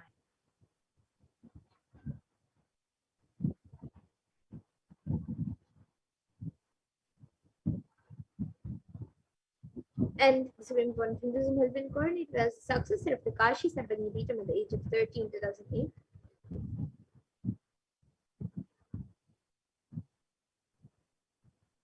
And the Supreme Pontiff of Hinduism was officially stated as the constellation of the architect of Mahanirvana, the Supreme Spiritual Head of the largest Eva monastic order, and the youngest Mohammedan at the age of 13. And the Supreme Pontiff of Hinduism at the age of 35 in 2013 was declared as the Acharya Mahamandaleshwara of Tattalakada, the oldest monastic order in Hinduism, by the Acharya Mahamandaleshwara Sukadevanandaji, the then incumbent spiritual leader. And at the age of 36, the Supreme Pontiff was coronated as the Guru Mahasanidhanam of the Tanjavur Adi. And the Supreme Court of Hinduism has also been coronated as the Guru Mahasanidhanam of Thiruvarur Radhinam at the age of 36 in 2014. And at the age of 36, the aspiration was coronated as the Guru Mahasan of the Vedanayam Adinam.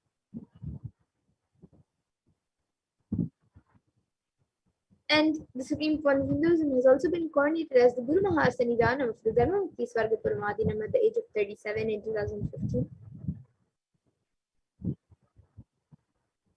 At the age of 37, this was coronated as the Guru Mahasanidhanam of the Adi Pita Koladava.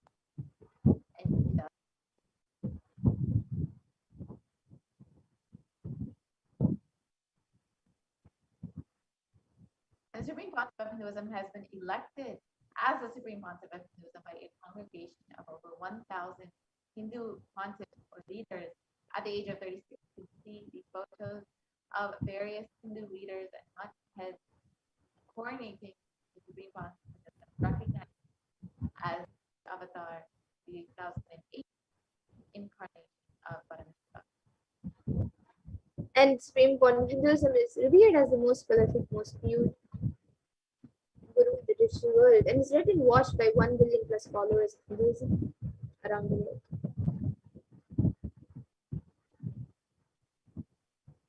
And this part of Hinduism has created the world's greatest digital Hindu community with over 1 billion views. And you can connect with the various platforms on Instagram, Facebook, Twitter, YouTube.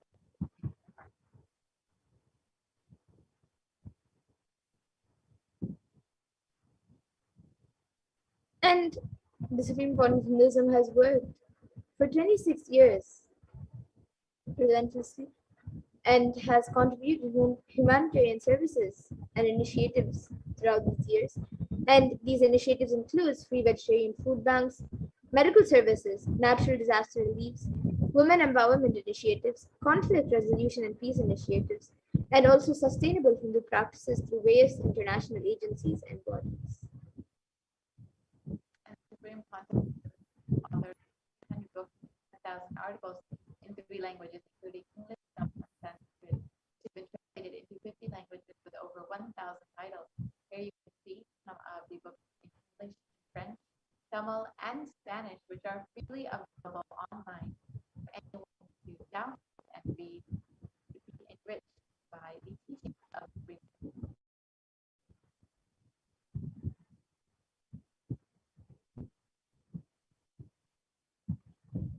And the Supreme Court of Hinduism has over 20 million copies of books and articles, which are read and downloaded, sold, read and downloaded by millions around the world. And the Supreme Council of Hinduism established the largest Hindu library with over 1 million books, 1 million manuscripts, and over 20 million digital books, and has contributed over 10,000 hours of discourses which are freely available online on YouTube for anyone to enjoy, and has over 1 billion views on social media. And the Supreme Court of Hinduism has been is respected as a commentator of all sacred scriptures such as Upanishads, Bhagavad Gita, Shiva Sutras, Brahma Sutras, Yoga Sutras, Ashtavakra Gitas, Jain Sutras, and much more. And the Supreme Council of Hinduism is honored as a leader of Hinduism, the most awarded internationally recognized leader. And most recently, the Supreme Council of Hinduism has been by the California State Senate, and Kailasa has been recognized as sovereign state of Kailasa, and this month he has earned recognition by the California State Senate. They declared January 3rd as Nithyananda Day to recognize the immense contribution the Supreme Council has contributed to humanity over the last 27 years.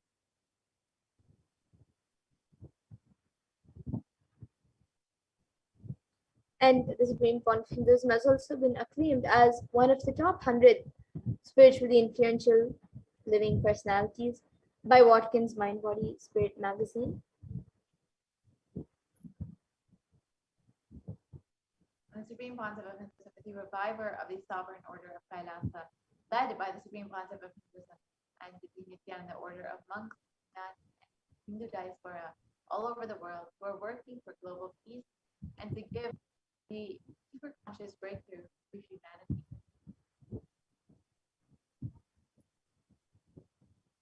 And the Supreme Point of Hinduism is the establisher of the largest Hindu university in the world with satellite campuses in 150 countries.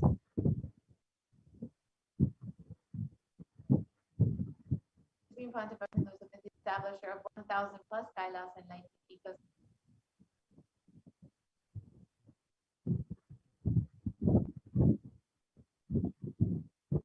And the founder And and ruler of 170 cities.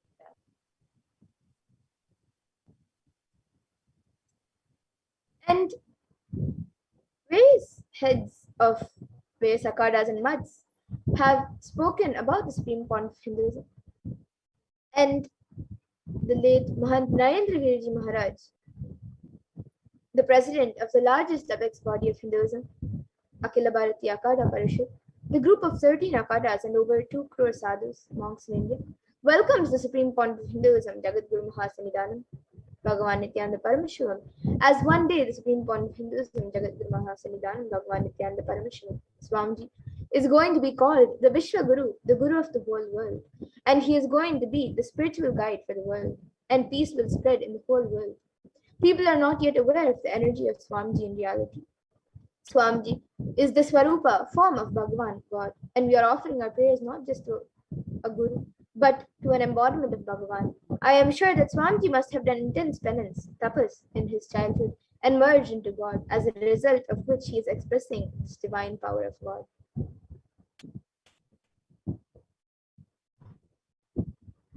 And another head of a very old, very ancient mata in Karnataka, the head of this mata, Sri Shantavya Mahaswamiji, who is the head of the Kolda Mata, the oldest recorded mata in Karnataka, dating back to more than 6,500 years, declares with his authority, whenever humanity falls into suffering and pain, Ishwar, the divine himself, does austerities, tapas.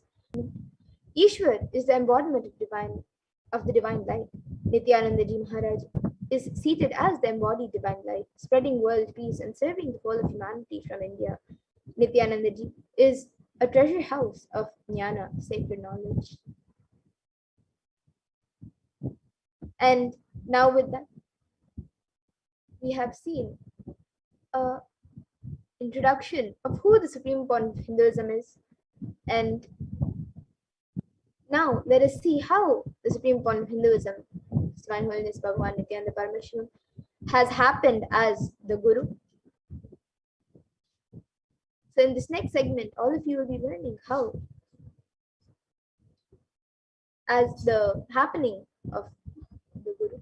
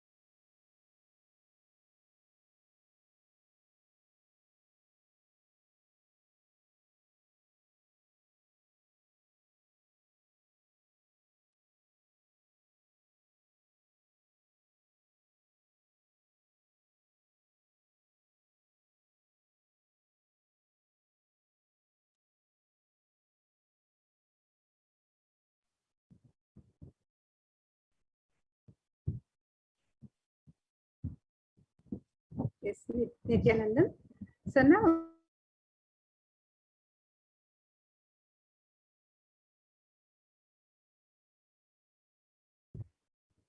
Bhagavan Sri Nithyananda Paramashivam is happening as a guru in all of our lives.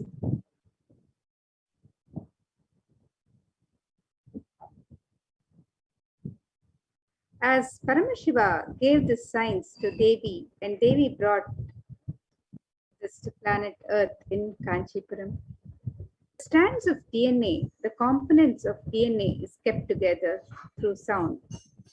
So what kind of a sound is used to bind your consciousness and DNA strands together? That decides what kind of powers you're going to manifest and what kind of life you're going to have in your body. Listen carefully. The DNA strands and your consciousness is kept together through sound. The different DNA strands kept together through water. DNA strands and consciousness is kept together through sound, and that kind of the sounds you use regularly inside, and that kind of the sound you store inside matters, because through that sound your consciousness connects with the DNA and sends instruction, and DNA manifests your life. There are 4 situations in your life where consciousness is directly influencing your DNA. When you're hungry, when you're angry, when you're lusty, and when you're about to fall sleepy, too tired, just want to get lost and withdraw. These 4 situations, your consciousness directly influences the DNA. The door between the consciousness and DNA is open. During these 4 situations, if you use these 4 situations, you can detox, remove all the unconscious ideas, words stored inside you.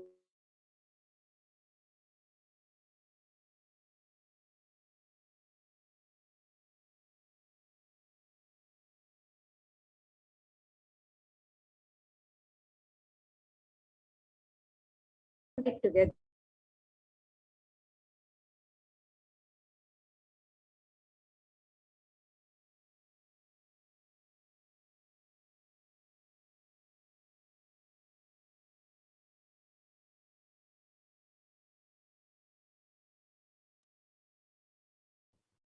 I apologize for the technical glitch.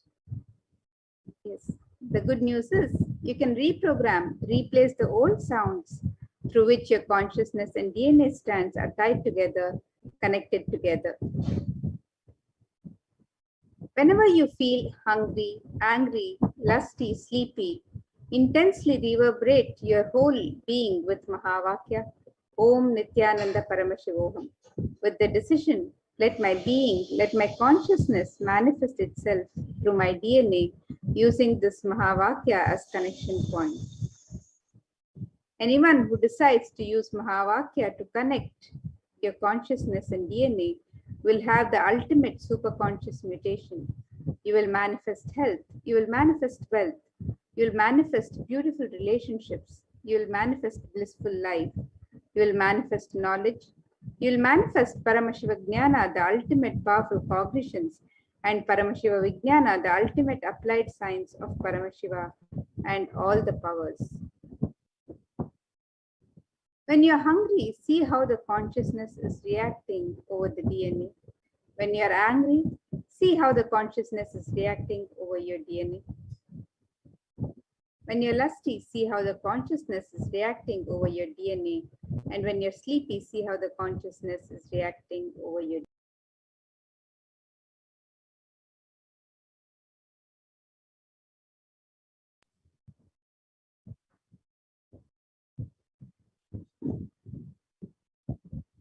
Swalpam apyasya dharmasya trayate mahato bhayat. Even if you practice very little, huge problems will be destroyed. And this is the science given by Bhagavan Sri Krishna himself from the Bhagavad Gita.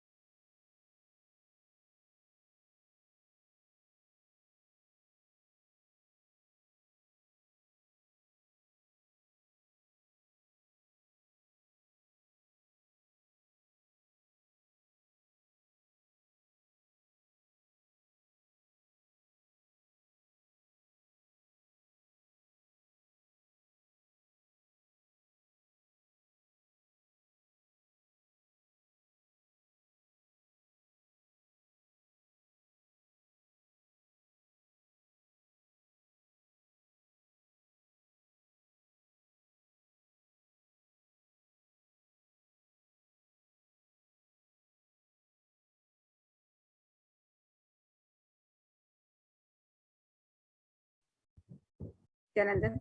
Yes, we apologize for the technical glitch.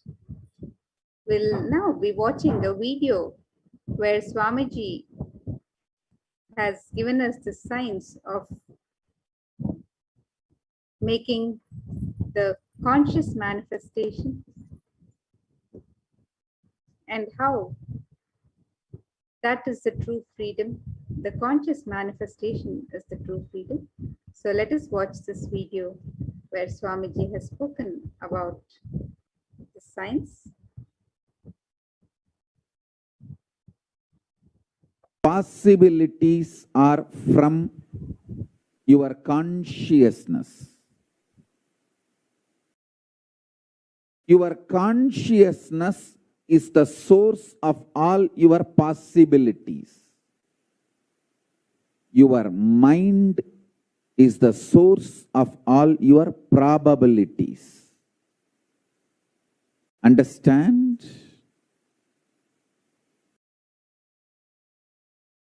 All your possibilities are from your consciousness. Your consciousness is the source of all your possibilities.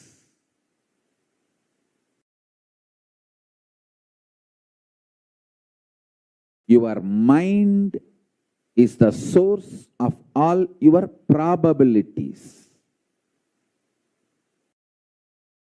Probability means it can go this way or that way. Possibility means it can go only the way you want.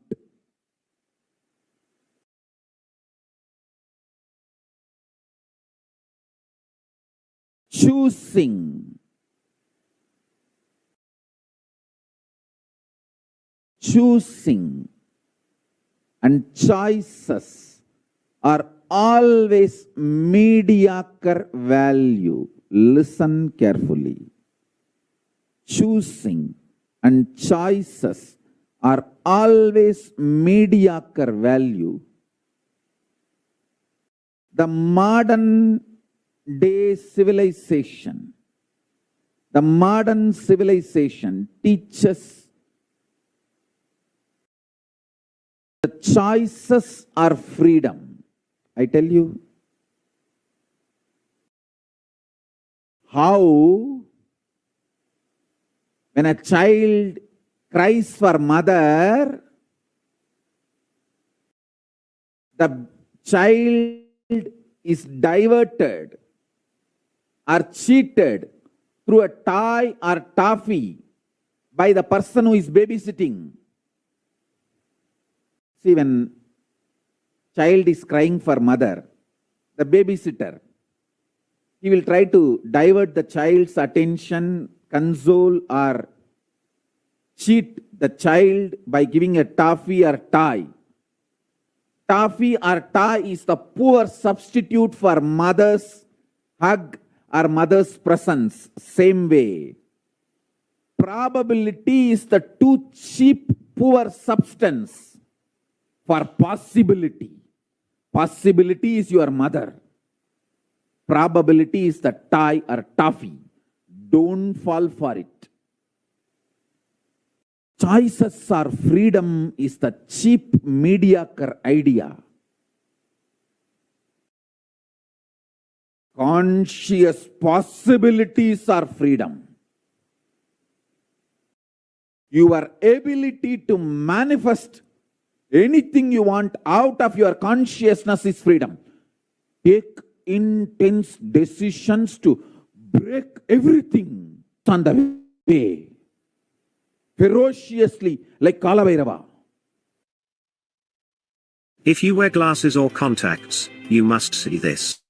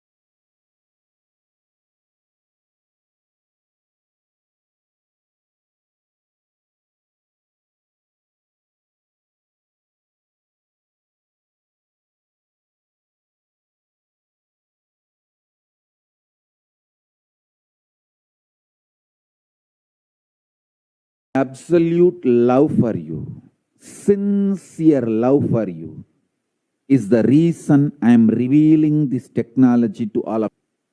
Listen carefully. First thing, understand. The first powerful cognition. Probabilities are mediocre way of existing. Choices are freedom is the mediocre way of cognition. Understand middle class, middle aged, middle expanded, mediocre life. Let me repeat. Middle class, middle aged, middle expanded. That fat belly. Mediocre life.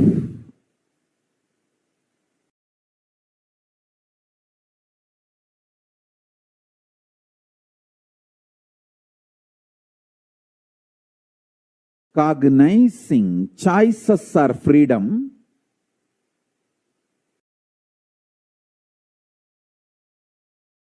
cognizing probabilities are life is the worst slavery.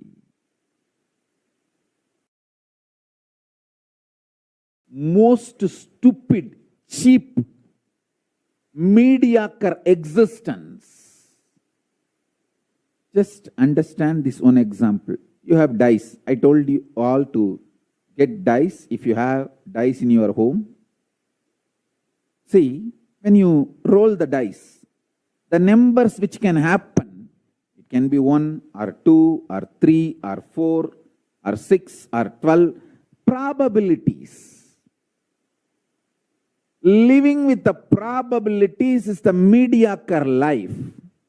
Possibility means you decide which number the dice should show and you manifest that number. That is possibility.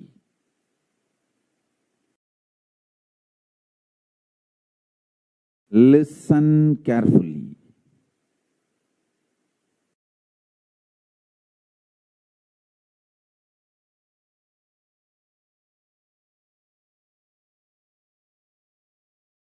Actually, possibility is more than which number it should fall.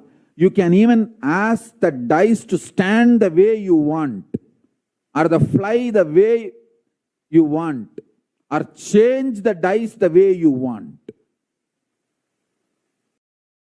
That is possibility, not even just number. That is possibility.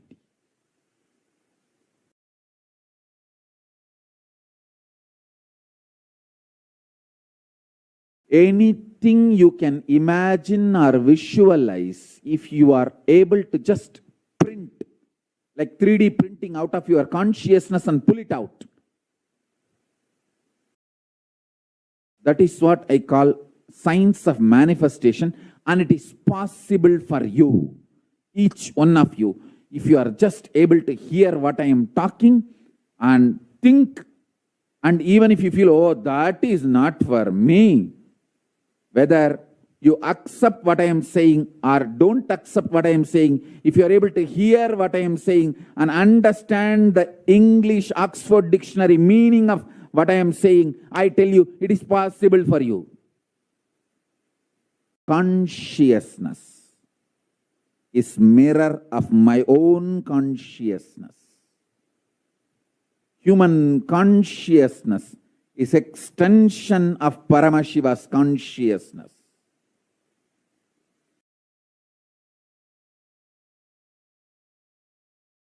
Listen carefully.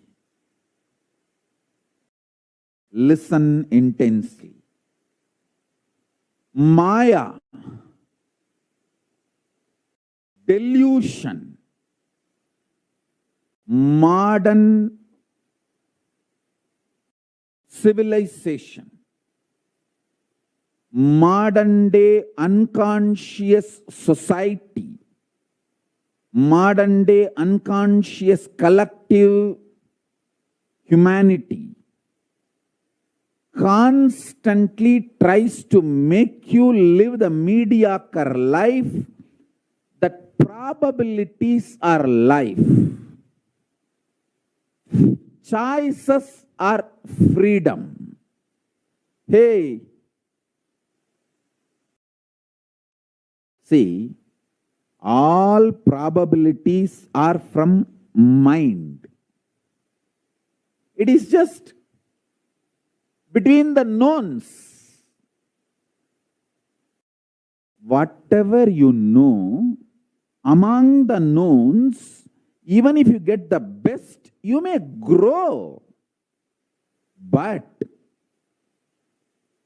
if you start manifesting the possibilities from consciousness, you will have a breakthrough. Human beings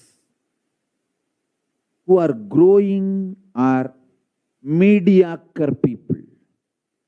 Human beings who give breakthrough to themselves and to others are the leaders. In any field, breakthrough to yourself and to the world and to the others whom you are leading, people around you.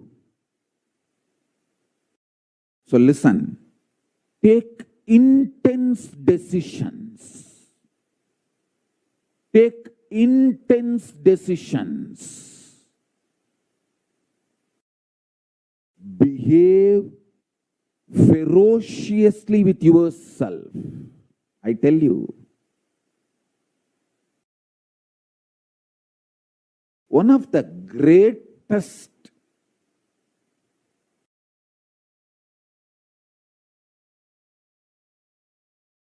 lesson I learned in my life is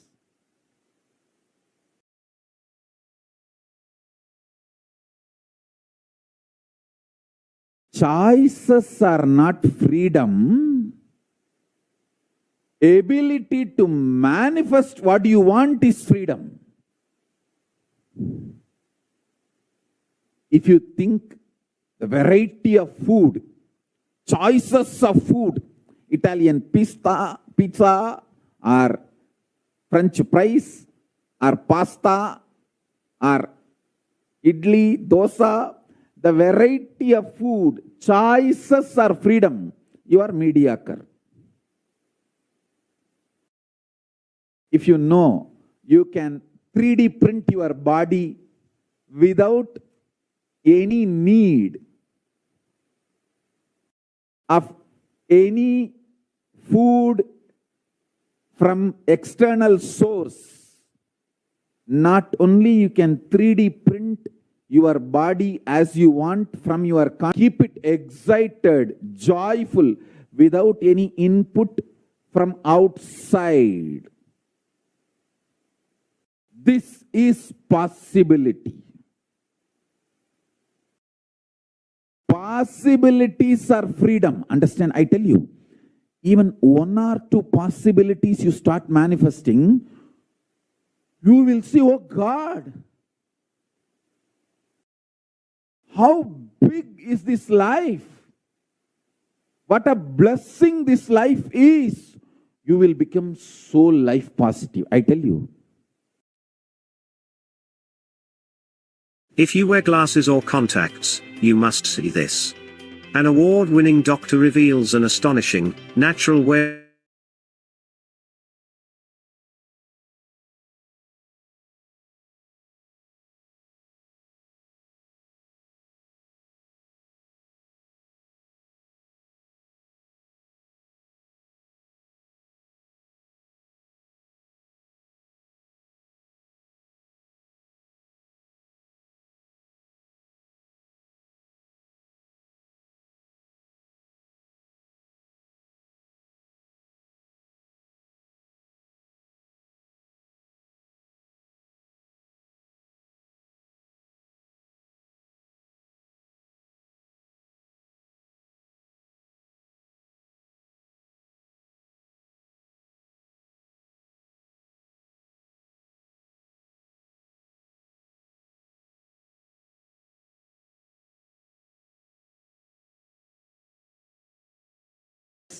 its possibilities.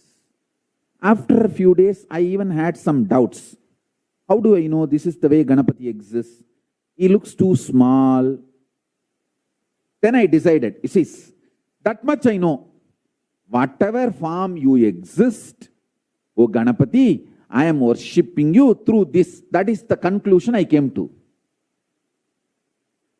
So that isness, tatata, has become so vast in me, on which I can burn all my self-doubts, self-hatred and self-denial.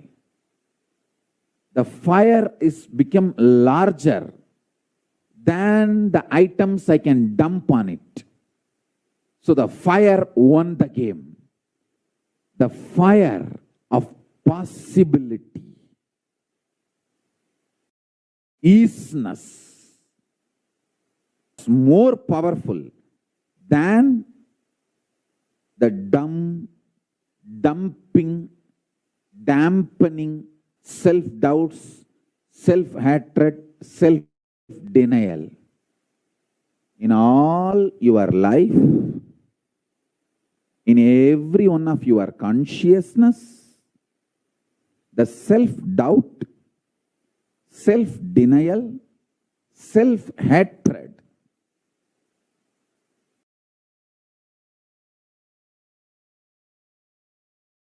makes you lose the possibility of settling down with a mediocre life. You start settling down for the mediocre lifestyle, just playing with probabilities. Stop it. Don't stoop to that level. Stop it. To all my disciples, I give the first and foremost command. This is the first commandment. Thou shalt know the possibility of consciousness and manifest all the possibilities of consciousness. Thou shalt not settle down to the mediocre life of playing within the probabilities. I tell you, all probability either can go bad or at the most can go best.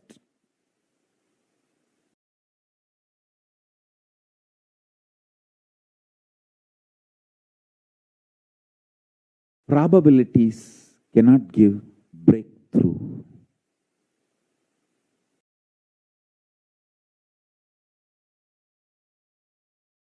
Listen. It is possible when you decide conscious 3D printing is possible. It is too easy for you to come to the decision and conclusion, because even if you see one or two miracles me performing, actually what I perform is not a miracle. It's just I am doing conscious 3D printing. When you see one or two, you just know you can also do it. That's all.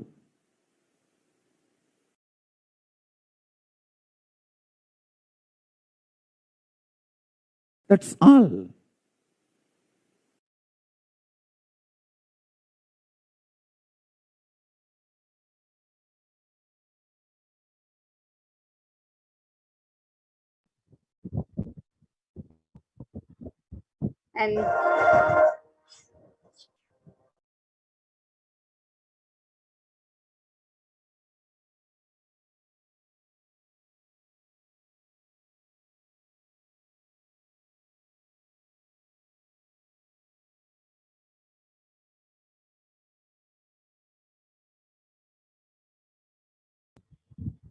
And with that understanding of the science of superconscious manifestation, let us now move into the next segment of this program, where we'll be learning more about the various celebrations and sacred rituals happening in the Nithyanandeshwara Paramashiva Devalayam in the Adi Kailasa Nithyananda Peetham, and let us learn more about the various offerings and sevas we can offer to Devi Parashakti during these celebrations of Navaratri.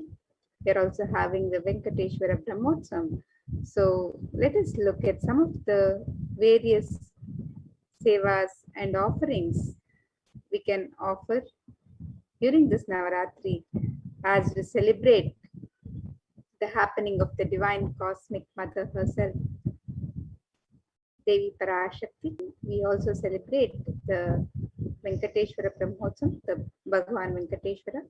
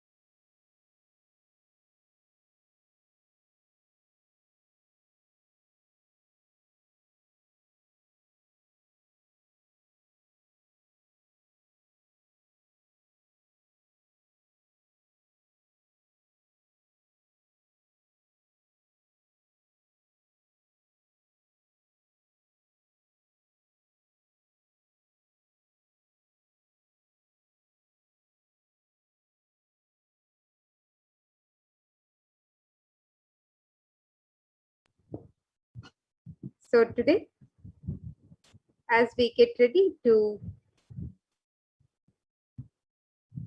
celebrate Devi Parashakti on this 8th day of Navaratri celebrations, let us look at some of the various offerings and sevas that we can offer to Devi Parashakti at the Nithyanandeshwara Paramashiva Devalayam in the Adi Kailasa Nithyananda Sarvagnya Peetha. And during these Navaratri celebrations, we are celebrating the manifestation of Devi Parashakti in her various forms and manifestations. So on day 1, we celebrated the manifestation of Devi as Rajarajeshwari. On day 2, we celebrated the manifestation of Devi as Devi Meenakshi. And on day 3, we celebrated Devi Kamakshi.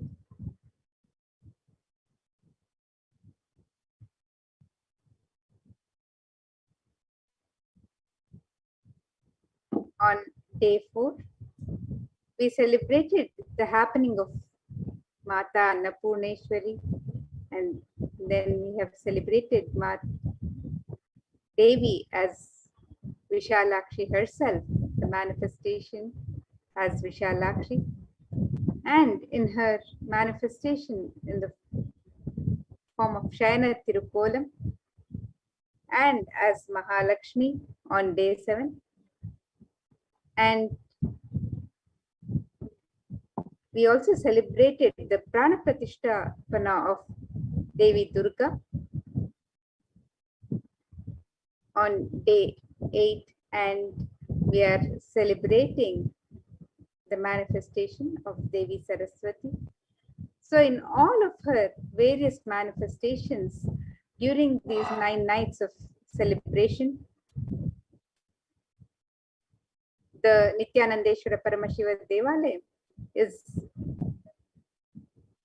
offering the various Alankara Sevas, decorating Devi as her various manifestations and offering the sacred rituals to Devi Parashakti and all of the deities in the Adi Kailash Nithyananda Sarvagya Pita as we celebrate this Navaratri. So some of the sevas and rituals being offered in the Nithyanandeshwara Paramashiva Devalayam, the Mahaganapati Homa, the Utsava Ambala Alankara Seva, the Swamiji Vishesha Ambala Alankara Seva, the Utsava Ambal Vishesh Shodashopachara Puja, the Chandi Homa, Vishesha Dravya Homa and Purnahuti, the Dashabhairava Puja, the Kumari Puja, the Suhasini Puja, the Durga Pratima Prana Pratisthapana, the Durga Saptami Puja, the Durga Saptami Ashtami Navami Puja Arati, the Devi Mahatmyam Parayanam, which has been happening on all the 9 days of Navaratri, the Durga Ashtami Puja, the Durga Kumar Puja, Durga Navami Puja, Ayudha Puja, Mahanaivedya Seva on Vijayadashami, and Pada Puja on Vijayadashami.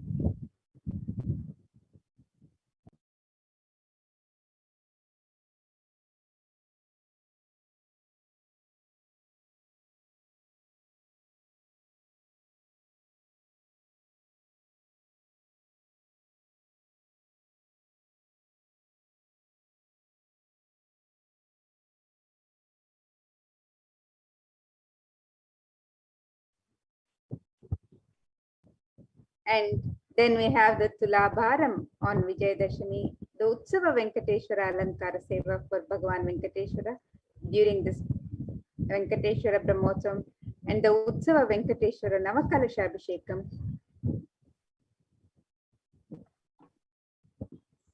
also to Bhagavan Venkateshwara.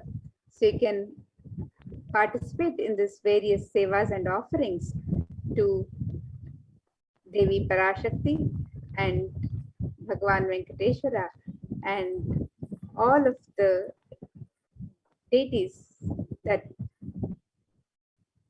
are the family of deities who are invoked and grace us on this occasion of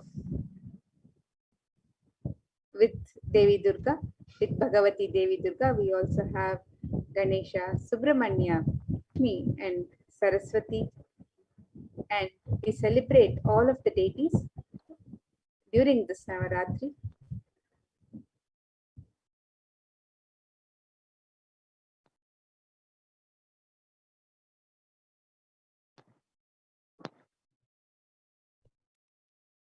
We have this Alankara Seva. The Alankara means the decoration and also that which causes the deep sense of fulfillment. Alamkara, Alamkaroti iti Alankara. So the Alankara Seva, the cost is $508 US.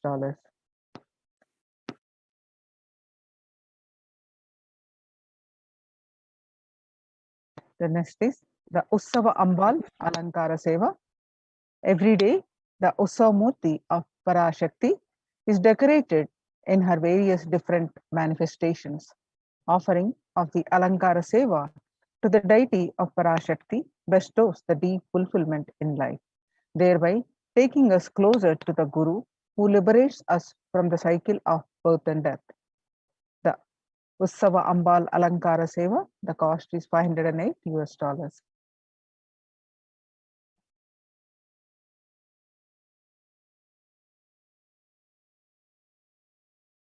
The next is Swamiji's Vishesha Ambal Alankara Seva.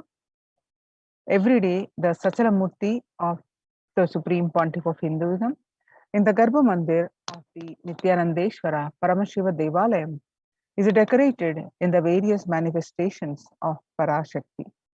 Offering of the Alankara Seva to the deity of the Supreme Pontiff of Hinduism bestows the deep fulfillment in life, thereby taking us closer to the Guru who liberates us from the cycle of birth and death. The Ussava, the Supreme Pontiff of Hinduism, Vishesha Ambal Alankara Seva, the cost is $508 US.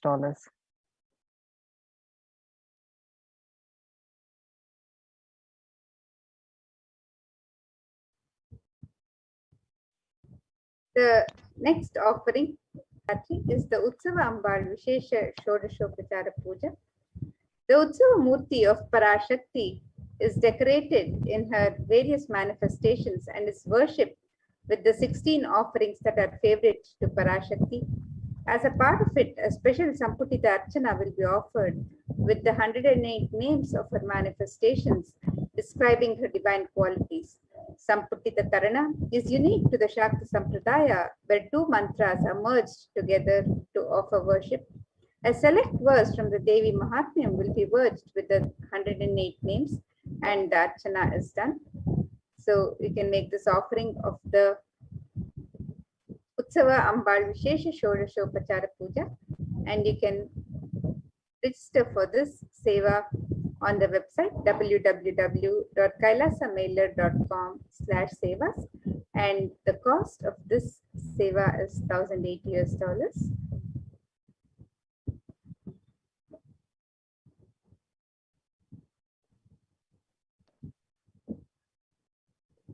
The next is the Chandi Homa, Vishesha Dravya Homa, and Purnahuti.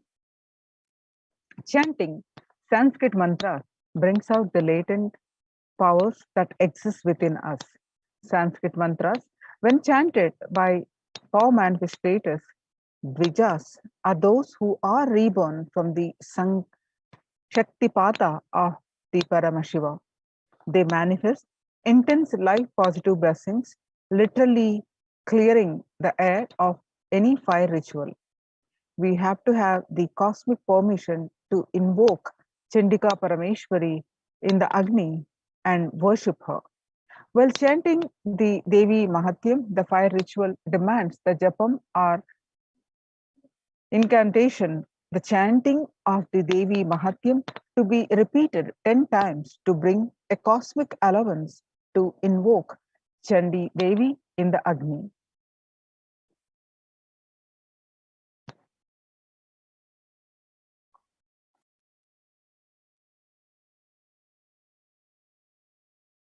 In order to do oblations into Chandi Agni, for the 700 verses of Devi Mahatyam, the repetition of chanting the 700 verses should happen 10 times. This is what is known as the Shamsha. It is a powerful way to consecrate the very Vatavarana, the spiritual ecosystem of the Yajnashala of the place of the fire worship. The group will be chanting 10 times repetition of Devi Mahatyam in the Yajnashala before the sacred water pot within which Chandika Parameshwari is invoked. The veneration can bring life positive effects to anyone who hears these sacred shlokas.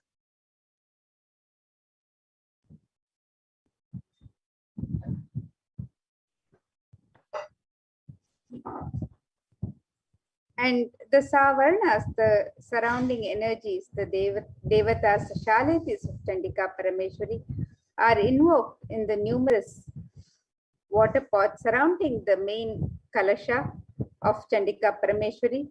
The Yagashala is described in the scriptures to be in a 9x9 grid format, which has the Pradhana Kalasha as the central square of the mandala grid.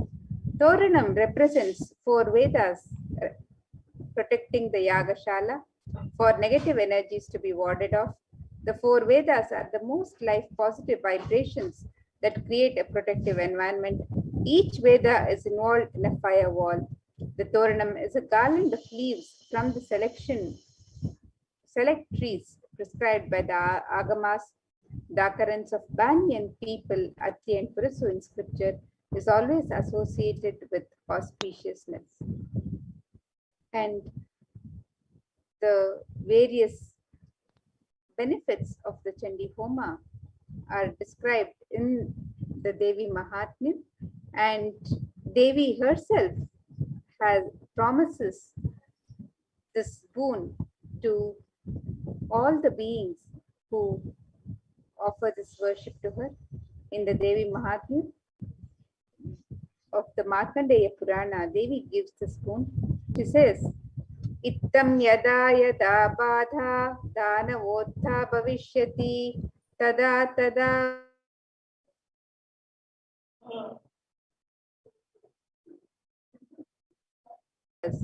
Whenever trouble arises due to the advent of the demons, I shall incarnate and destroy the foes. So you can offer the Chandi Homa to Devi Parashakti.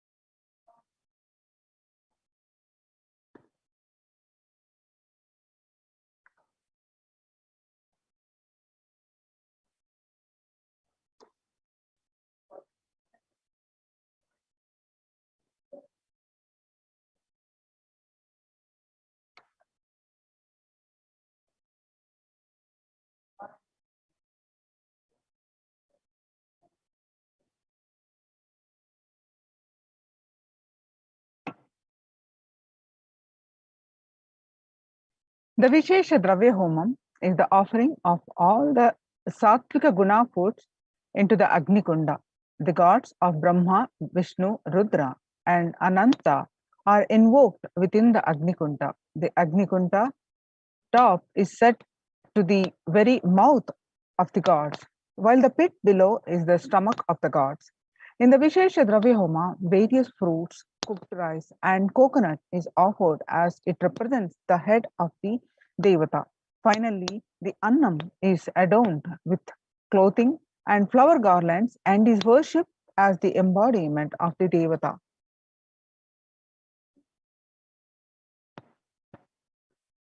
The Chandi Homa, Vishesha Dravya Homa, is $5,000 US.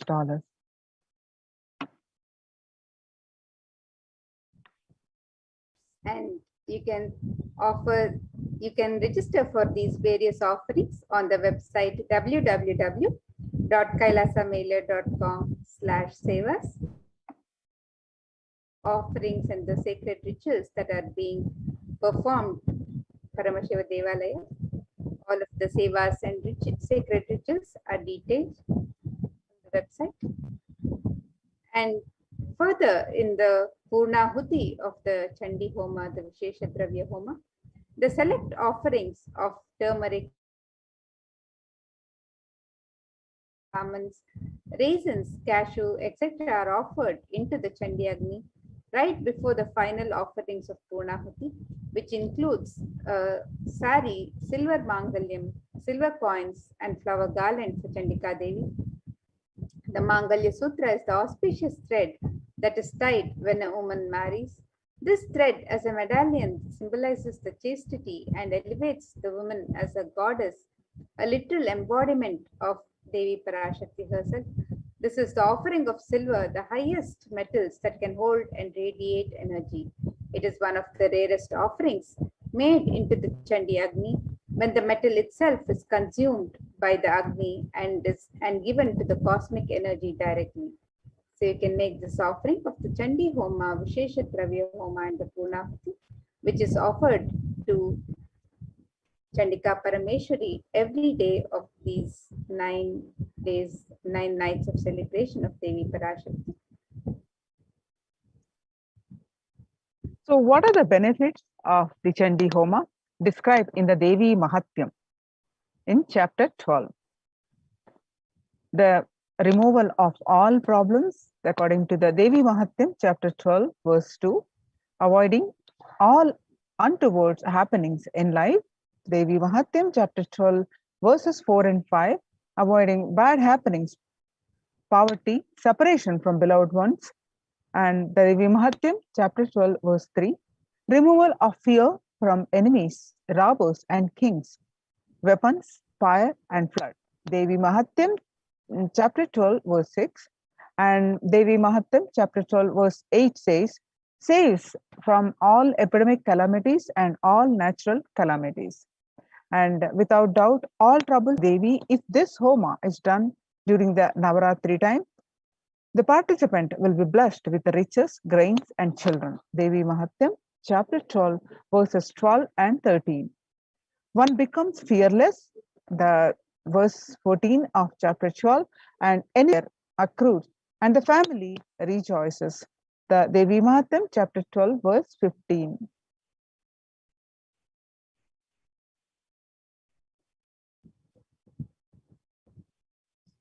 And chapter 12 of the Devi Mahatmyam, the various verses further describe the innumerable benefits, the merits of chanting Devi Mahatmyam and the offering of the Chandi Homa as described in Devi Mahatmyam.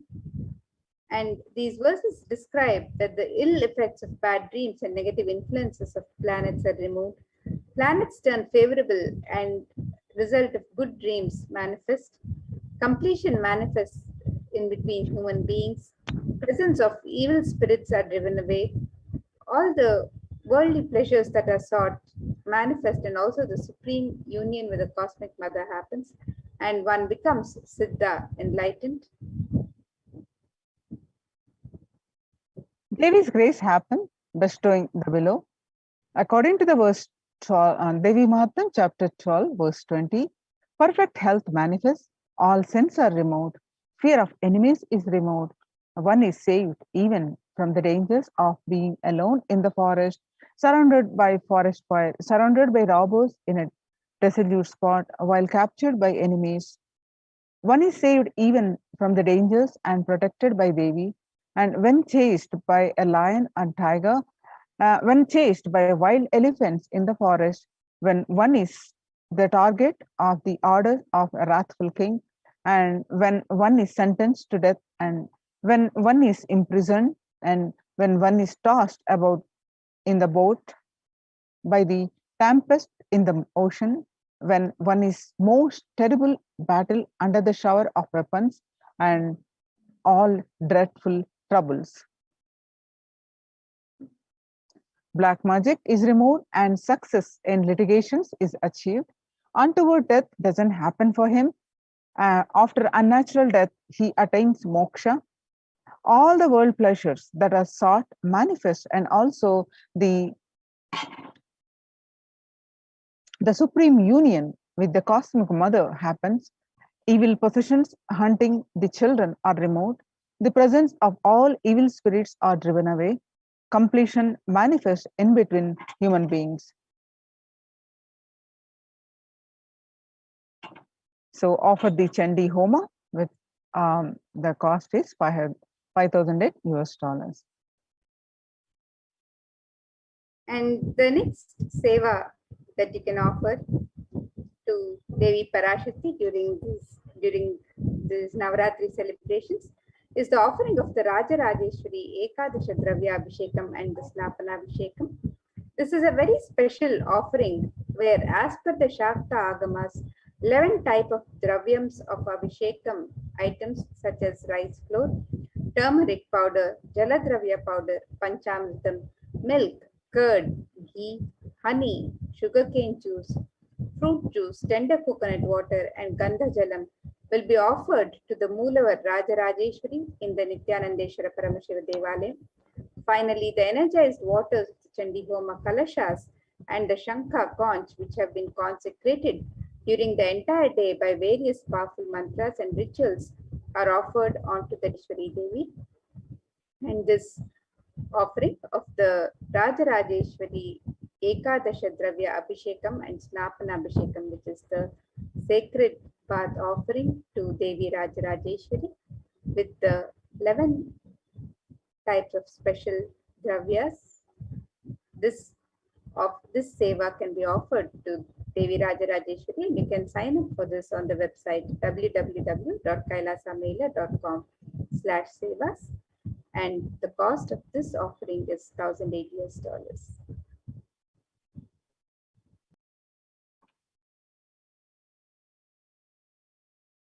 The next offering is Kumari Puja, Dashabhairava Puja, Suvasini Puja.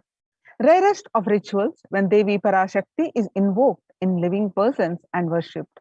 Through the initiation and blessings of the Supreme Pontiff of Hinduism, the 9 forms of Devi manifest in the women and kids present for the puja and accepts our offerings and worship.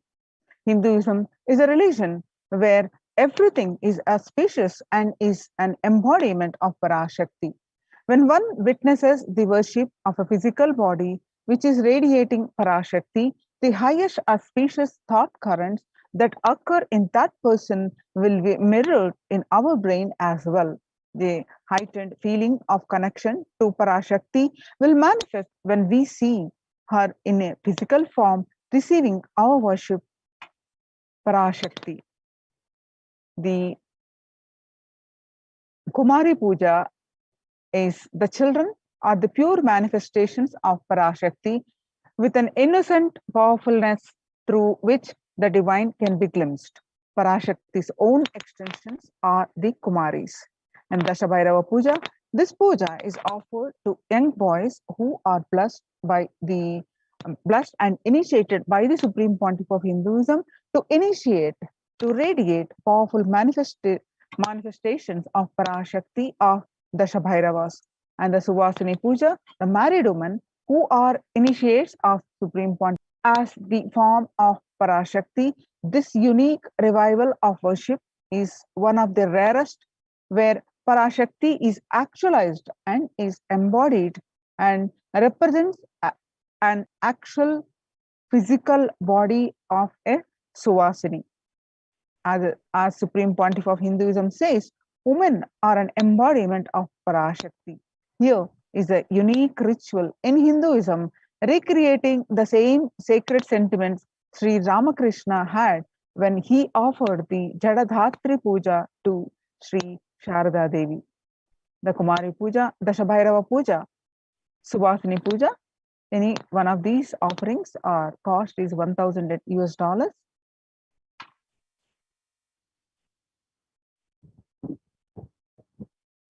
And the next seva, we have celebrated this ritual just a couple of days ago when we welcomed Devi Durga into the temple. So this Durga Pratima Prana Pratisthapana was the sacred ritual of Prana Pratisthapana was done by the Supreme Pontiff of Hinduism himself as per the details described in the Kular Navatantra. And the deity of Devi Durga and the family of Bhagavati Durga, the deities of Ganesha, Subramanya, Mahalakshmi and Saraswati are all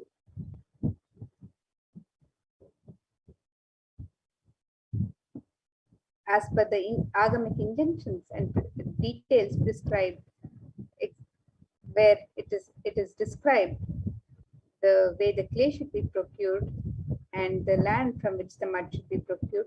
These grand deities are made with the exact proportion as per the Shastras and colored and decorated in the exact depiction of Durga Devi slaying the demon Mahishasura.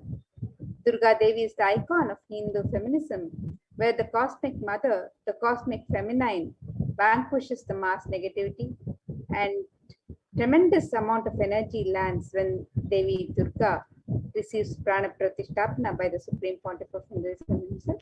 So this sacred ritual has been offered at the Nithyananda Paramashivam Devalaya on the day that Devi Durga was welcomed, and we started the celebrations of the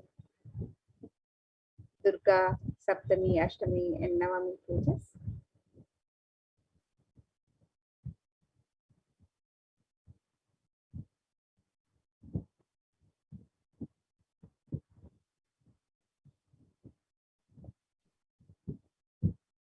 Durga Saptami Puja. The tradition of Durga Puja is an ancient way for anyone to receive the grace and blessings of Paramashakti. When she manifests powerfully in the cosmos during the nights of Navaratri, Durga Puja is described in the Kularnava Tantra, and it is done with great pride and devoted traditions of Bengal. Durga Puja is an elaborate and intimate ritual where Bhagavati Durga graces and is worshipped with all the best of the best offerings described in the Agamas. The family of Bhagavati Durga, Ganesha, Subramanya, Saraswati, along with their respective Vahanas, all are worshipped and celebrated in the puja. This puja comprises of Mahasnana, Sodasopachara Puja, Arati, and these are the sacred bath, the elaborate and grand offerings, and the grand waving of light lamps. This puja is described in such detail and done preparing all year. The scriptural reference from Devi Mahatyam, chapter 12, verse 24 says, Sarvaswarupe Sarveshe Sarva Shakti Samanvite. O Queen of all, you who exist in the form of all and possess every night, save us from the terror, O Devi. Salutations be to you, O Devi Durga. The Durga Saptami Puja, the cost is $1,008. Then next offering is Durga Puja Arati on Saptami, Ashtami and Navami days. The offering of the Deepa Radhana is the offering of flames in various towered temples, various towered lamps. The Gopurarati is representing the 108 different nadis or energy centers in one's body. The Jyoti or lamp has the unique ability to dispel darkness when we light these tower lamps and offer them to our beloved deities. The lamps awaken and align our energy centers to receive the darshan of the deities. The upliftment of our energies and senses through combination of the lit lamps and the rhythmic ragas of Nadaswaram and Tawil takes us to a surreal experience of deities, darshan, and transports us to the authentic experience of Kailasa's ambience. The Durga Puja Arati, Saptami, Ashtami, and Navami days, the cost is $1,008. The next is Devi Mahatyam Parayanam. Devi Mahatyam, the glory of the goddess, also known as the Durga Saptashashi, Chandi or Chandi Pata, describes the victory of the goddess Durga over the evil forces, the asuras such as Madhukaitab, Mahishasura, Dhumralochana, Chandamunda, Raktabija, Shumba Nishumba. Devi Mahatyam is the very definition of the nature of Divine Mother. She is the Mula Prakriti, the root nature of all that manifests. She is the force that drives everything in the universe. Devi Mahatyam is also significant in that it regards various forms of Devi, ranging from the fearsome and dangerous Kali to the benign and gentle Shri. As fundamentally united, 10 priests will be chanting the Devi Mahatyam, which makes it a total of 7,000 verses every day. The scriptural reference from the Devi Mahatyam. Ya Devi Sarva Bhuteshu Vishnu Mayeti Samstita Namastaste Namastaste Namastaste Namo Namaha. The first sloka gives respect to Vishnu Maya, O Devi, you who are existing in the form of energy. I bow down to you, I bow down to you, I bow down to you. The Devi Mahatyam Parayanam, the cost is 508. The Durga Ashtami Puja. This ritual is the recreation of the cosmological event when Devi Durga slayed the demons Mahishasura. The event when mass negativity was removed by Devi on the time transition between Saptami and Ashtami. This is the Shanti. At this time, a grand puja is offered to Durga Devi along with Lakshmi, Saraswati, Ganesha, and Subramanya. When these cosmological events are recreated at the same time in history, the stars and celestial bodies are in the same position as they were years ago. The same possibilities of events happen, the same mass negativity will be attended by the Cosmic Mother. These rituals are the times when the same energies of the cosmos manifest as a divine clairvoyance and clear the mass negativity from the planet. The Durga Ashtami Puja, the cost is $1,008 US. The next is Ashtami Kumari Puja. Kumari Puja is a ritual done before Devi Durga when a young girl is decorated and worshipped as the embodiment and representation of Durga Devi. This is one of the rarest pujas when the Cosmic Mother comes in the form of a young girl child to accept our worship and devotion. This is one of the sweetest and most beautiful rituals to witness, especially after the powerful Sandhi Puja. The ferocious energy of Durga Devi is pacified as she appears as the young child, accepting our prayers and worship. The same gratitude and reverence all of the gods had for Devi for removing Mahishasura is remembered as the puja is offered to Devi as Kumari. The Ashtami Kumari Puja, the cost is $508 US. And Durga Navami, Sandhi Puja and Navami Homam. This ritual is the recreation of the battle and victory of Durga Devi over the demons Chanda and Munda. The event when mass negativity was removed by Devi on the time transition, this is the Sandhi. At this time, a grand puja is offered to Durga Devi along with the Lakshmi, Saraswati, Ganesha, and Subramanya. When these cosmological events are recreated at the same time in history, the stars and celestial bodies are in the same position as they were years ago. The same possibilities of event happen, the same mass negativity will be attended to by the Cosmic Mother. These rituals are the times when the same energies of the cosmos manifest as a divine clairvoyance and clear the mass negativity from the planet. Navami Homam is a unique fire ritual done before the Durga Devi Pratishtha, chanting a unique mantra for Durga Devi who is invoked in the form of Agni. The Durga Navami, Sandhi Puja and Navami Homam cost is $1,008 US. The next is Ayudha Puja. On the auspicious day of Navami or the 9th day of Navaratri, a special puja is done for all the tools, vehicles and books. This is known as Ayudha Puja and is done in every Hindu home. All the tools are washed and kept in an altar. All the ears are also washed and fresh sandalwood paste is applied on them and puja is offered. Special naivedyams and sweets are prepared for the occasion. This day, Paramasakti, who is present in all the tools and vehicles that helps our lives become smooth and efficient. It is a day of regeneration when all homes are cleared and all the corners of the homes and all the doors are refreshed with fresh incense and sandalwood paste.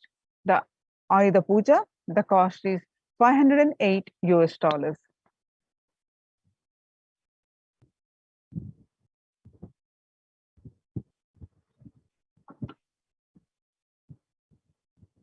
And the next seva we can offer to Devi Parashakti during this Navaratri is the Utsava Rajarajeshwara Swaranangi Alankara Seva. The Swaranangi Seva is the offering of the golden armor to the deity of Devi Rajarajeshwari. It is a magnificent armor that covers the deity and allows one to have the darshan of the deity in her grand glory. The golden kavacham is an offering of our love and gratitude to the deity of Rajarajeshwari in Kailasa's Nithyananda Paramashiva Devalayam. And you can make this offering of the Utsava Rajarajeshwari Swarnangi Alankara Seva, the offering of the golden armor to Devi Rajarajeshwari, on the website www.kailasamailer.com/sevas. The cost of this offering is $508 US.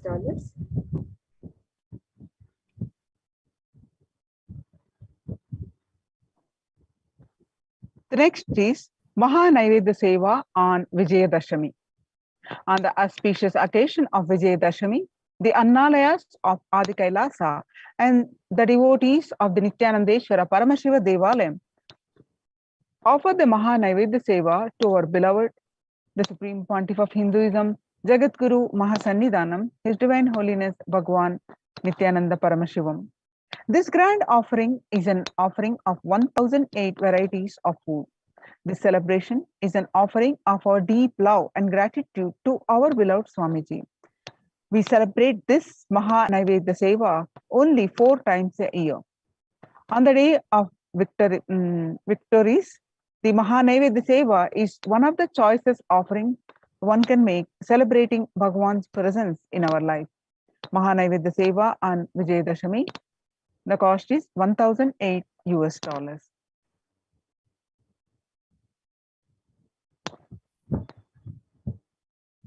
And the next offering that we can offer on the auspicious occasion of Vijayadashami is the offering of the Pratyaksha Pada Puja. And this verse describes the glory of worshipping Devi's of Guru's sacred lotus feet. And this verse says, Shoshanam Papa Pankasya Deepanam Jnana Tejasam Guru Padodakam Samyak Samsararnavatarakam. The translation for this verse: the water of Guru's feet dries up the mud of the sins, lights the fire of knowledge, and causes one to cross the ocean of worldly material life of Maya in the right way. And you can make this sacred offering of Pratyaksha Pada Puja to the sacred lotus feet of our beloved Guru, the Supreme Pontiff of Hinduism, Jagadguru Mahasannidhanam, on the auspicious occasion of Vijayadashami. And you can sign up for this seva on the website www.kailasamailer.com/sevas. And the cost of this offering is $1,008 US.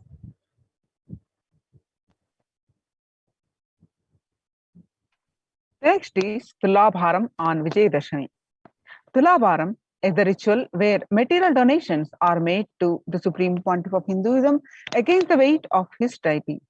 The scriptures describe various items that can be offered, from jaggery to sugar to silver and gold. Tula means scale.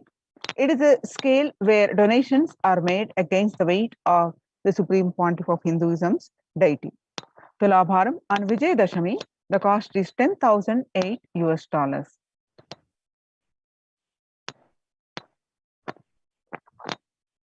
And during these days of Dasara, we also celebrate the Venkateshwara Brahmotsavam, celebrating the presence of Bhagwan Venkateshwara. So during the Venkateshwara Brahmotsavam, you can also offer the Alankara Seva to Bhagwan Venkateshwara, the Venkateshwara Utsava Murti Alankara Seva. Offering of the Alankara Seva to the deity of Bhagwan Venkateshwara bestows the deep fulfillment in life, thereby taking us closer to the Guru who liberates us from the cycle of birth and death. Every day, the Utsava Murti of Bhagwan Venkateshwara is dressed and decked in his various manifestations, gracing on various vahanas or vehicles. Venkateshwara is the Alankara Priya, the one who loves to be decorated with the finest clothing and jewelry, offering the most favorite treasures in the form of clothing, jewelry, and flower garlands pleases Bhagwan Venkateshwara. And this verse from Narayana Suktam, the first verse from Narayana Suktam, describes Sahasram Shirsham Devam Vishwaksham Vishwashambhuvam Vishwai Narayanam Devam Aksharam Paramam Padam. The translation for this verse: this universe is the eternal being, Narayana, the imperishable, the supreme, the goal, multi-headed and multi-eyed, the omnipresent, omniscient, the resplendent, and the source of delight for the whole universe. So you can offer the Venkateshwara Utsava Murti Alankara Seva to Bhagavan Venkateshwara, and you can sign up for this Seva on the website www. Offering is $508.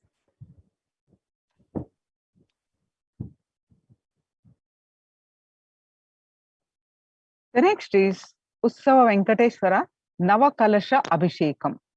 Every day afternoon, the Srivari Venkateshwara Brahmosam, the Lord of the Seven Hills, Venkateshwara Ussavam, is offered a cooling Abhishekam or sacred bath offering of a unique ingredients which are all a favorite of Venkateshwara. They are the milk, curd, ghee, honey, fruit juices, coconut water, Chandana Jalam, Shraddha Jalam, Haridra Jalam. This seva is a unique offering to please the Venkateshwara. When we offer this seva, we get the grace and blessings of Venkateshwara for healthy and prosperous relationships, abundance in wealth, health and well-being, but a purification from karmic baggage. You can all sign up with the, you want to offer any of these sevas, you can offer kailasamailer.com. So you'll be projecting the web link and go over these offerings.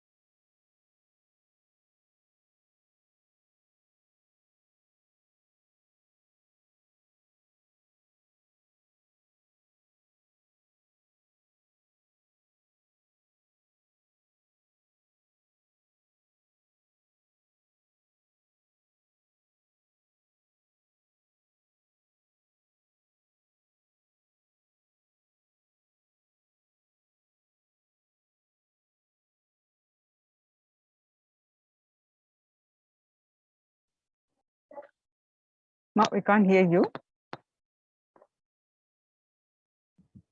Yes, sorry about the technical glitch.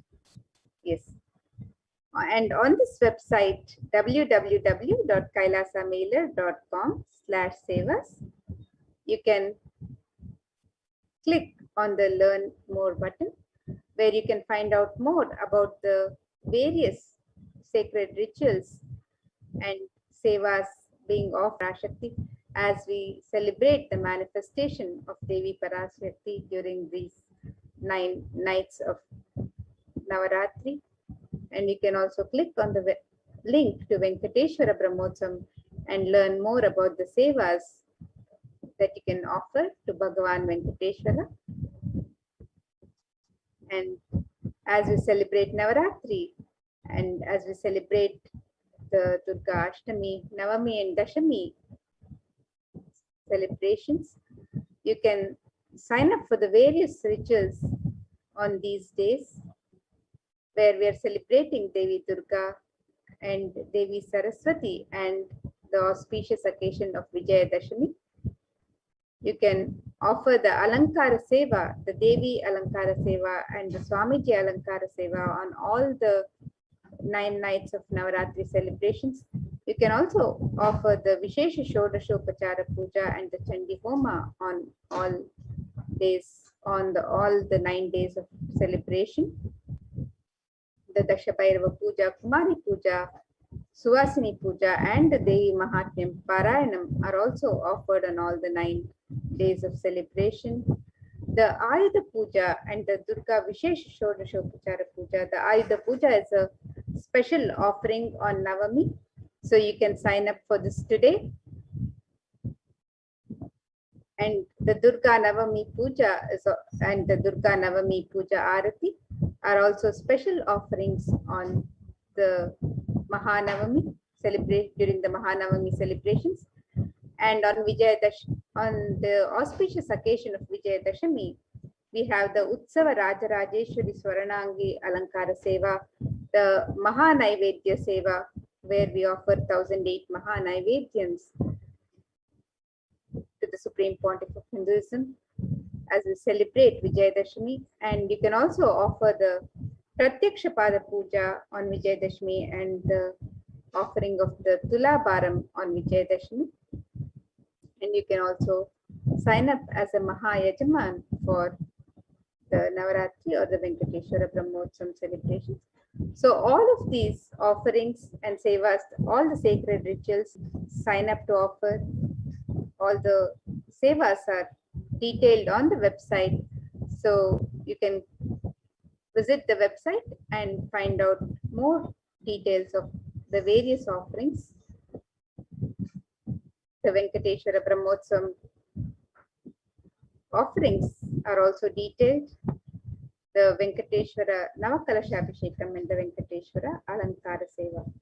And now with that, we'll get ready for the next segments of this program where we'll directly witness the sacred rituals happening from the Adi Kailash Nithyananda Sarvagna Peetham, the Nithyanandeshwara Paramashiva Devalayam, where we'll be witnessing the sacred rituals and the grand celebrations live from the Nithyanandeshwara Paramashiva Devalayam, where these sacred rituals are being performed by third eye awakened beings with the utmost integrity and authenticity to the agamic injunctions.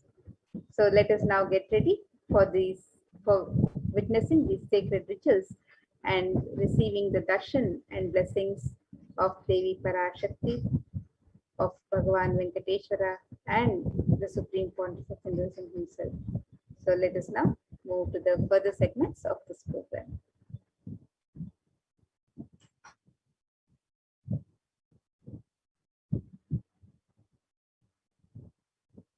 We can chant the Mahavakya as we get ready for the further rituals.